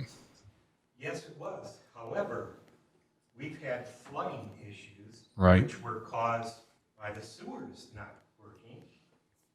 Mm-hmm. And now they want to put it on the backs of the people in the subdivision to repair the roads that sewers weren't maintained. Yep. Poor workmanship on the pothole repair. Yep. And now we get to pay for it. Eric or Fred, anything on quality? I know that when the road is paved, you make sure that, you know, the contract is fulfilled, the quality of the asphalt, the thickness of it, you're out there measuring it, and that's one of the reasons why townships don't do it, because we don't have the staff for making sure those quality standards are met. That's where the 25% cost comes from. That's what we pay for engineering inspection, to make sure all the construction projects are Right. built according to the specifications. Yeah. As far as the quality goes of the maintenance work, you know, we're just trying to do what we can to get that roadway by until something comes free that we can do more to that street. So, but right now, the majority of what we can do is the potholes. Okay. And unfortunately, we can do that. There's some counties that have to go up and grind up roads. They're in a back Yeah. gravel. They're getting so bad. Yeah. We haven't had to do that yet, but. Well, there's a cost to doing that too, from what I understand. So. Sure, and then we need to move on. Yes. The presentation said over 50% of the roads are for. Subdivision streets. Right, for the subdivisions, okay. Could the township do an assessment township-wide that says we're gonna go into all the subdivisions on a rated basis, and fix the roads in the whole township? Like you said, everybody's property is being impacted in the whole township. Could you just do one assessment for the whole township and everybody votes on it and just put it out for vote? We could have a millage for the roads. We could. There's subdivisions that have already been paved, and they probably would not be in favor of it, I would guess. There's, yeah, there's some subdivisions that actually the streets are private, that their streets would not be eligible to be paved, but I believe they probably would have to pay, but I'm not sure about that. But so there would be some things we'd have to look at, but it is a possibility if, you know, residents came to us and said, hey, we want an assessment for roads. Mr. Lima probably can, you know, if some of you want to ask him sometime, he could tell you. I'm not sure we want to go all through it, but you were with another township that they actually set up a schedule for which streets would be paved when, and everybody paid into the millage, and they had a plan for the next 10 years of which subdivisions would be paved, right, Mr. Lima? Yeah, it was a lengthy process, but it's possible to put a road millage question before the voters. And the previous township that I was with, it was passed by over 70%, but it also involved months of meetings, and most people want to know, when is my specific road going to be fixed? And so we developed a plan, because a lot of them weren't necessarily that you had the worst road, but if there was going to be water and sewer improvements that are going to go through that subdivision, then that one was going to wait for 5 years, because we had a plan for upgrading, sewer. So it was a lengthy process. We got it through, and with the idea that by the time that the millage ended, that everybody would still, with a maintenance plan through the millage funds, have a PASER rating of 6 or better. But it's not an easy process, and it's not, you have to have tremendous support in the community to do it. And I mean, if you think that people would be willing to consider an additional millage for subdivision streets across the township, it's something that the board can look at on putting that on a ballot measure. But, you know, there will be some pushback on it, and because I've been through it, and a lot of the pushback is, like we said, we have had a program where we've created special assessment districts. A lot of folks are in the process of paying or just finished paying a special assessment district, and you ask them to vote for a millage to do subdivision roads, they're going to vote no. Okay. We'll go with one more question, and then we're going to move on. Ms. Giancho? Yes, we've heard a lot about how the townships are taken care of by the road commission and so on, but we haven't heard the word city used. You know, Grand Blanc City has some pretty decent roads. What's the difference? Well, right now, basically townships in Michigan, the road funding is handled by the road commissions at the county level. Cities actually receive their own funding from the state and federal government.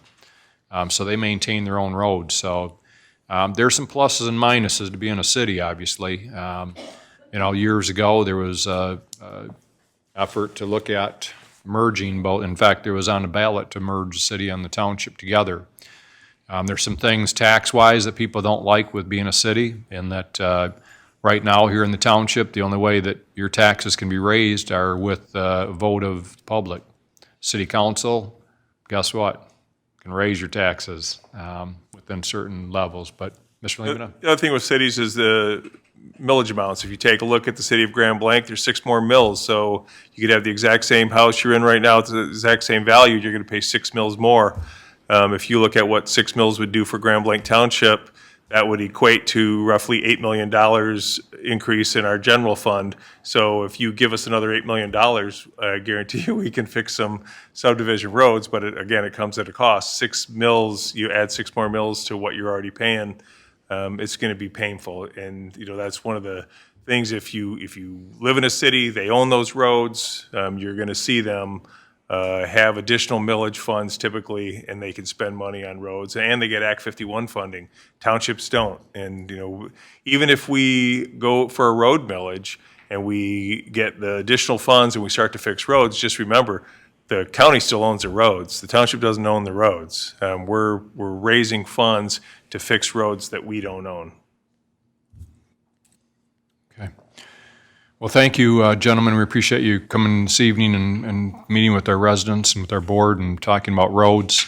And thank you, Mr. Sears, Mr. Avery.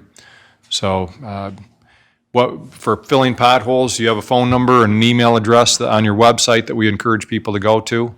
And I mean, they probably have. Cell phone number, whatever. Call you at home, Mr. Ravandi? Yeah, okay. All right. Anything else? Call the road commission office, and we appreciate you being here. Okay. Thank you. We're on to, Yep. So we will, I'm sure we'll have more discussion on roads at future meetings, but I think kind of lays the groundwork for everybody to know, have a little bit of knowledge on how the road funding works as well. okay, so we're on 8B now. Correct. 8B.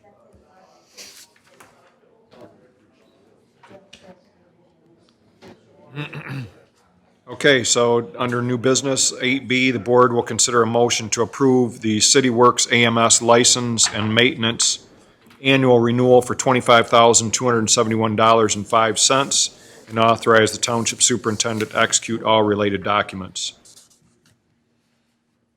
So anyone want to speak on that? Yes, Mr. Okay, motion by Mr. White, supported by Ms. Hugo. Support by Hugo. Trustee Hugo. Yes. Trustee Fike. Yes. Trustee White. Yes. Treasurer Kilmer. Yes. Myself, yes. Supervisor Bennett. Yes. 6-0, motion passes. Thank you.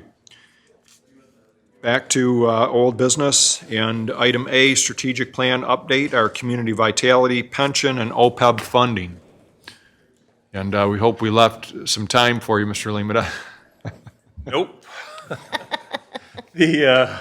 Which this is an ongoing issue, but I was afraid of this with streets because it's just one of those topics. And I don't want to play short shift to this, but again, What I provided for the board and put in the packet is, as you know, we have to do an actuarial evaluation every year. This is done for our retiree health care plan. You'll note that it was Foster and Foster. While it said Foster and Foster last year, really we've used the same actuary for the last number of years. You have to change periodically.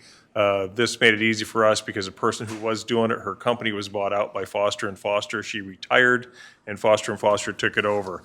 One of the unique things about this year's actuarial evaluation is they changed some of the assumptions, and your actuary is good. Anytime you change assumptions, it can make a wildly big difference in yours. If you look at the great news, when you look at this actuarial valuation, if you just took it for face value and said, my God, look at the progress we've made. We're 106% funded in our retiree health care plan. Just 5 years ago, we were 13% funded. How can we be 106% funded now? A year ago, we were 56% funded.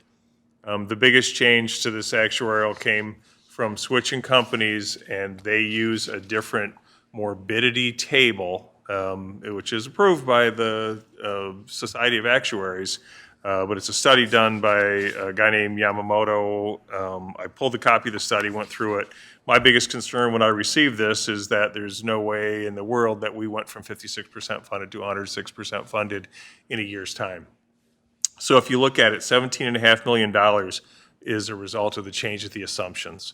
And one of the things is using that morbidity table like they did concerns me because it doesn't include any of the most current recent data from the last few years. So if you look at what the impact of COVID will have on these tables for pre-65 years of age, we could see a wildly swing back when we pick up the COVID numbers as we move forward. So while I think this is very promising and encouraging, I ask you to take it with a grain of salt. The other thing we have to do is we have to rerun the actuarial valuation to comply with the assumptions using Public Act 202 assumptions for our reporting to the state. I don't have those numbers back yet. I expect to have them the next week or two, and we'll take a look at what that impact is, and we'll share that with the board because I think it will be somewhat more conservative. One of the factors that they looked in is they increased the amount of our rate of return. Well, last year we had a phenomenal rate of return in our retiree healthcare investments, something like 12.4%, right? So they bumped up our rate of return using the assumption of 7.5%, which is fantastic, but just know that we're down 9% this year. So again, I hate to see those numbers push up. I know it's actuarially allowed. They looked at it, they said, look, you guys are outperforming and we're going to increase the assumptions here. But for an example, when you look at these tables and you look at the difference of those assumptions on a rate of return, you go a percentage up or you go a percentage down, that's a $4 million swing. In this case, again, $9 million attributed to using that new morbidity table. Another few $1 million swing by increasing that rate of return.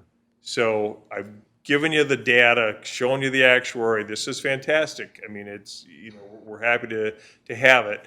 Again, this one is required for GASB reporting.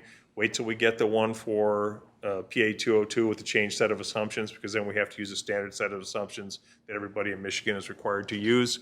I think it will be much more conservative. We probably won't come in at 106% funded.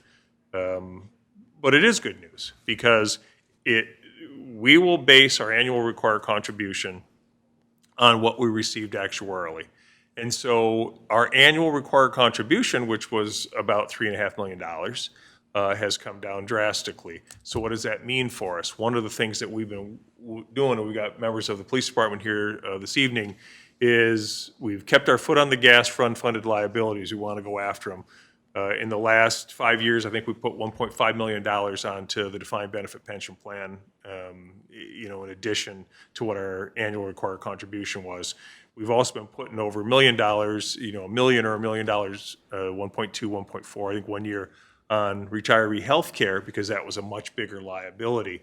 While I'm not totally sold on the assumptions that they use and what we're looking at here, I think it does give us the opportunity to take a different look at the defined benefit pension plan if we can back off on the amount that we're putting on retiree health care because we're in a much better position, then it frees up additional funds when we look at what we have in reserve funds above our 15% mandated rainy day fund of general fund expenses. That money can now be steered towards the defined benefit pension plan in a bigger number. And you guys, we've had an open and honest conversation about this. You know the frustration from the PD side. These guys are at 15.46% of payroll that's coming out of their paychecks. We're at 27.46%, so it's really has risen drastically in the last few years.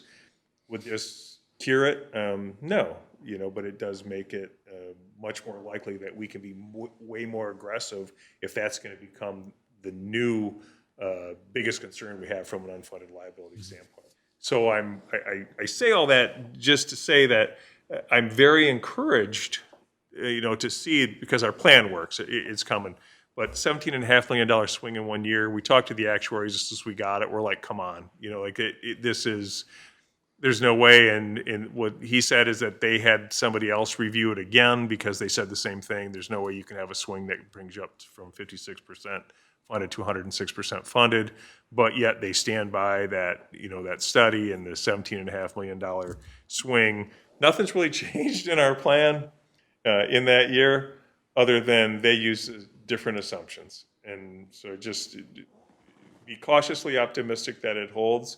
But when we get the one back from PA 202, I will feel much more confident in what I can tell you with if it really has changed our annual required contribution, if it's backed it down enough to where we're going to use that additional funds. And it changes our conversation as we go into negotiations with the 3 police units this year, potentially, because it gives the board many more options to work with to develop your strategy as we move forward. When did you think we would have that?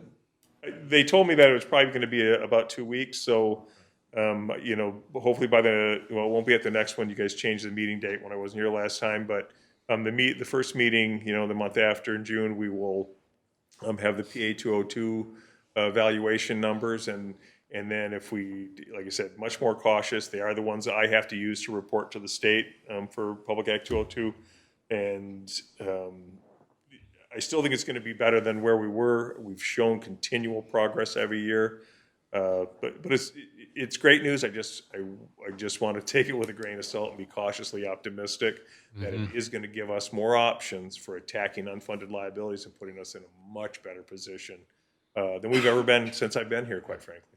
I like that. Yeah. It is quite a swing, but I like having more options.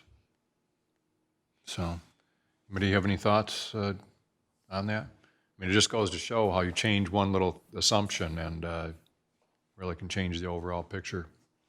So, we're not shopping, so I didn't go back and say, well, change the assumptions back again. This is the company that we've hired to run the actuary, so they're saying these are our assumptions and we stand by them.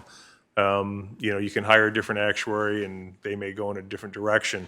They clearly have a different idea of what's appropriate than the prior company that we were using. And again, that study made the biggest difference. Need any action from us? I don't. I wanted you guys to have opportunity to look at this and look through it. Just if you look on page 10 where you look at that schedule of changes, with the change of assumptions, $17.5 million, that's the one I really want to highlight, is that it's just, I changed some numbers on how I run it, and I say, hey, you guys, great news. We just wiped out $17.5 million in debt.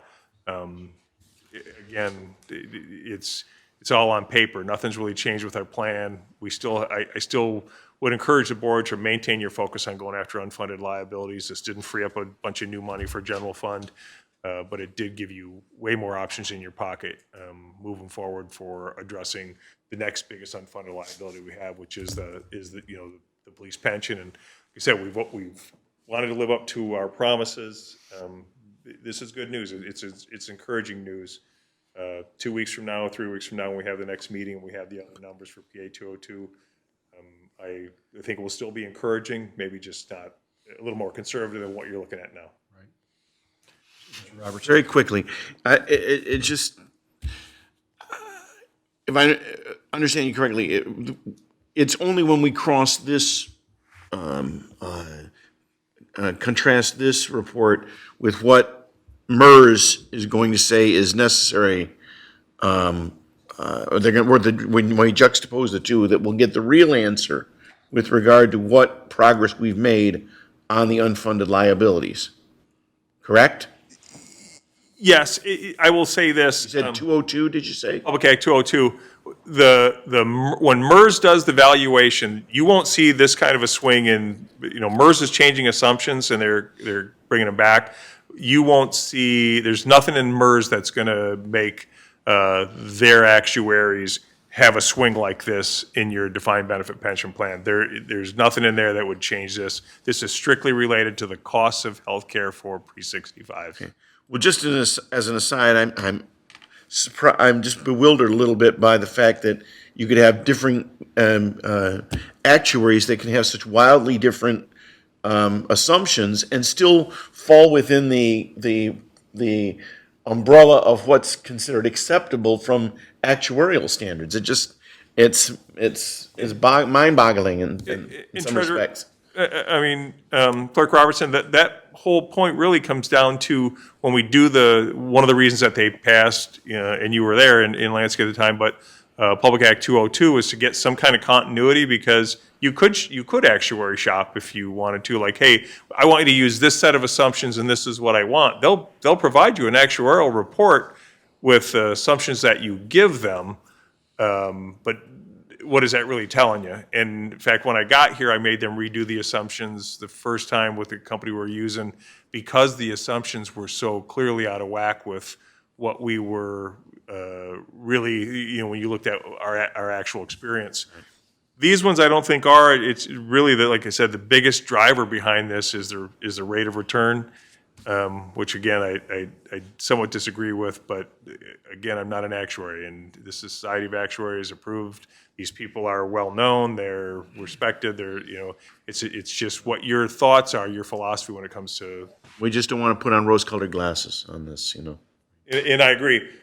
Like I said, once we see Public Act 202, where you're forced by the state of Michigan, everybody has to use the exact same set of assumptions, there's no question. When we see those, and they are more conservative assumptions, there won't be a 7.5% rate of return built in. Very good. Thank you, Mr. Anything President. else? Sure. Anybody else have any concerns, thoughts? Okay, we'll look forward to the next discussion on that topic. Future agenda items, anything, Mr. Lemata, in terms of what our thoughts are for strategic plan issues for the next meeting? Depending on where the board wants to go, I think really we're going to be back at having a conversation about the progress that we're making on our facilities campus plan. And then depending on where you guys want to go, we provided an update most recently on the North End business owners. We've talked about our where we're at with our branding committee and the movement on that.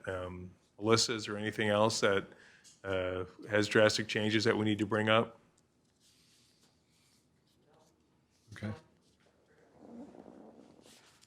And so if there's something, and again, we're going to be coming up now, we've met we started our strategic plan last year, we reviewed everything in January, we're slated to be scheduled for July where we do a complete, we're going to spend some time and do a complete review and talk about, are there some that we can check the box now, remove from our priority list? Do we have some new priorities that we need to shift? You guys have been in office for a longer period of time now. You've certainly heard more from constituents. Has that changed the board's philosophy on potentially some priority goals that we need to relook at? It could be anything from road funding to whatever. So just know that we're only about a month or so away before we're supposed to take, and again, we want to do it every 6 months, but that's one where we really take a look at our progress. We agree, we check the box, we shift priorities, and we go through a little bit of the process where we talk about redefining our goals or reinvigorating our goals.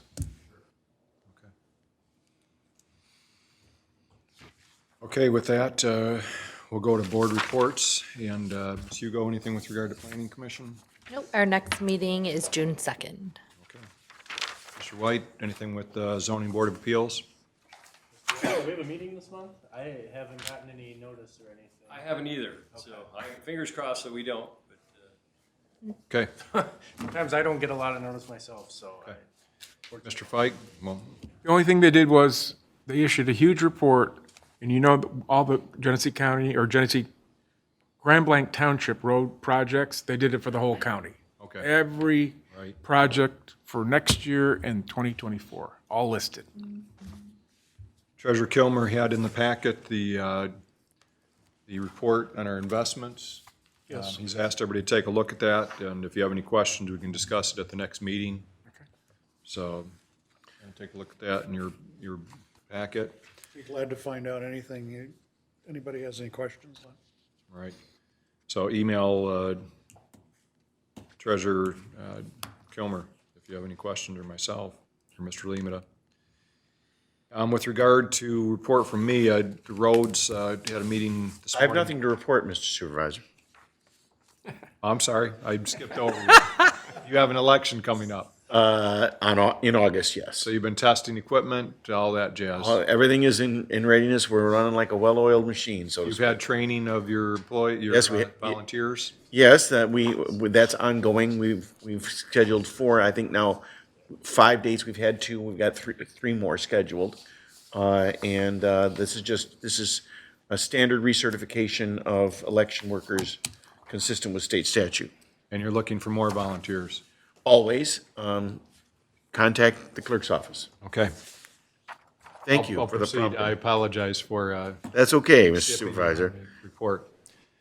So one of the ongoing issues is the 911 issue that I know we've had discussion and gone into closed session on, but this past week, actually, the contracts have been started to be employed in terms of municipalities that are asking 911 to honor exclusive agreements.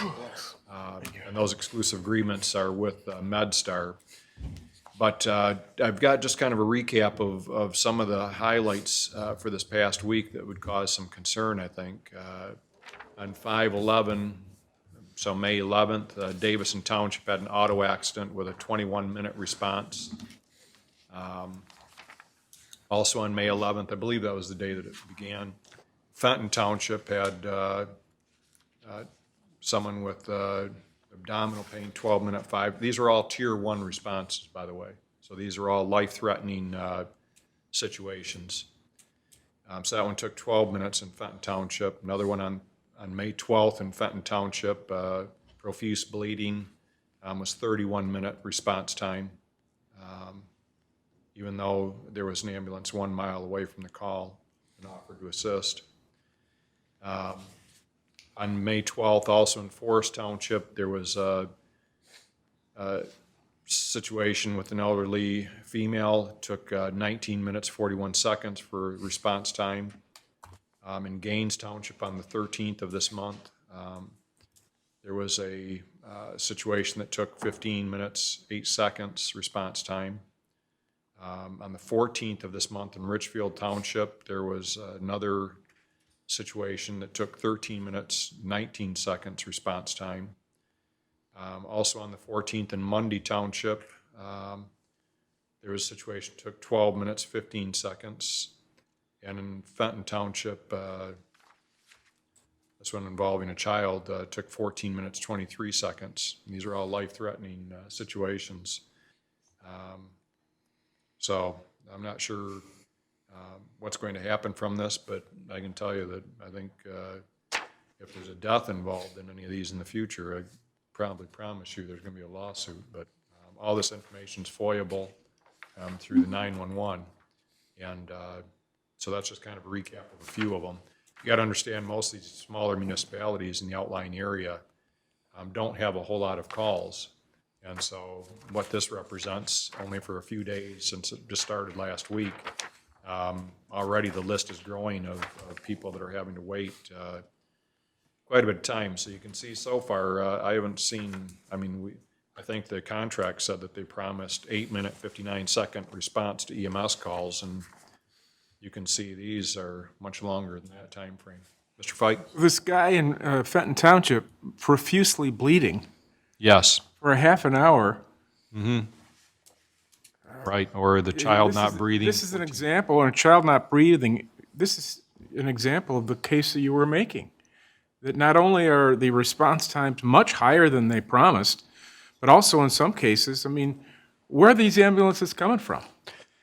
In the one case in Fenton Township that took 31 minutes, they came from Clio, somewhere north in Clio, where there was another ambulance that called in and said to the 911 operator that they were a mile away, but they had to Poor wait. elderly man, he's sitting there bleeding for half an hour. There's one a mile away, and they got to go all the way up to Clio? Right. It's They crazy. gotta bring an ambulance from Clio. So you can see where the issue is in terms of our concern, because we're part of a consortium that has allowed this kind of thing to happen. So I just want to keep it in front of our board that this issue is not going away. In fact, it's going to become worse, because just this past week did they start enforcing the contract. So they're putting it into use. Mr. Bennett, Yes. what options do we have to do something about it? Well, we discussed that in closed session, and we're pursuing those options. So we could always go back into closed session in the future. We probably will as we get some more details on progress we're making. But we are taking some steps, but it wouldn't be appropriate for me to discuss those in public at this time. So I just want to make sure everybody knows that this went into effect this past week, and so far, this is some of the results. There's probably plenty more, but that's what I have so far. I'll keep you posted on any further developments. Okay, Mr. Laddie, anything to report? Nothing yet. Okay, Mr. Limita? I mentioned to some of you earlier, but the remodel of the auditorium will take place starting on the 26th. So we will be meeting over in the police department community room for a couple of our board meetings. Still, hopefully, we're working out where we'll still be streaming live and all of those types of things. But we're going to have the meetings over there for a couple of weeks or a couple of meetings, because it's probably going to take about 5 weeks for the remodel of this. The carpeting's coming out. They've got to cut through some of the concrete to get the wiring in place, so it's pretty involved, but I think the board will be very happy ultimately when it's done. We're going to set ourselves up for a state-of-the-art auditorium that's prepared to, be functional again for another 25 years. So I think it's a good investment.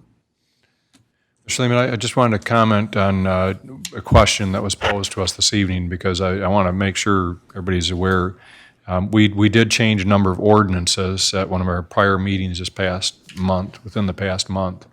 And I heard a gentleman say that our planning and zoning administrator just changed it, and that's certainly not the case. With regard to our trailer and RV storage ordinance, we've been chasing people down for the last several years, and it's basically a game. And we've hired additional code enforcement people, but we want them to be effective at doing their job, and playing this cat and mouse game with people with trailers in their driveway just wasn't getting the job done. Yeah, for the clarity of people who may have heard the public comment about the RV parking rules, and he was alluding to the fact that our planning and zoning administrator, that guy from Davison, had just gone rogue and changed the rules. It was 7 years of discussion, bounced back and forth, like we recapped at 2 meetings ago. 7 years of discussion between planning commission and board, bounced back and forth, trying to find a workable solution. This one really did seem to be about a 50-50. 50% of the people supported it. 50% of the people were against RVs in driveways. So of the people who had opinion, it was a 50-50 thing. I think then another 50% of the population could care less about the RV ordinance. And so it's really hard to come up with one that fits everybody, but we haven't made any changes, and all we knew is that we kept on discussing it. It wasn't working the way it was. I'm glad that the planning commission made the recommendation, and the board took that recommendation and moved it forward. Yep, the people who hate having RVs in driveways, or your neighbors are gonna have RVs in the driveways from April 1st to November 1st, and then they have to get them parked out of sight. But it was a game, and it was sending our guys over, and he alluded to the 10 days, like, why are you waiting for 10 days? Because we have to wait for 10 days. The courts are gonna have that expectation that we gave somebody an opportunity to correct the situation. So wheels of justice turn slow sometimes, and the government turns slow, but you have to provide people that opportunity. That's a legal requirement.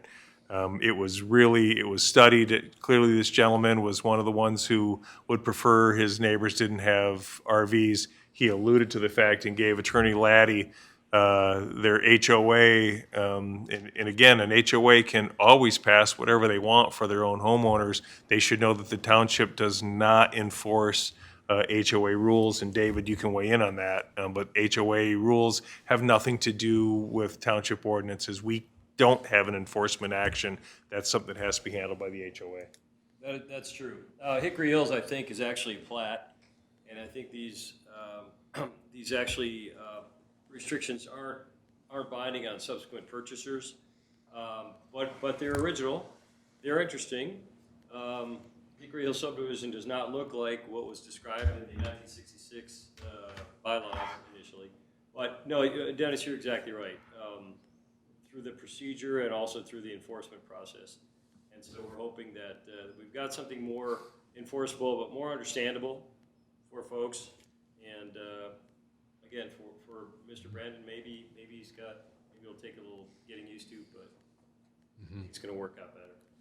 Yeah, and as a matter of policy, I don't discuss where our employees live, so whether somebody lives here or wherever is not our board business, so anyways. Okay, anything else? I think we're... Is a motion to adjourn in order, Mr. Please. Supervisor? Yes. And I will make that motion. Okay, supported by Ms. Hugo. Supported. All those in favor say aye. Adjourned at 9:32 p.m. Thank you, everyone.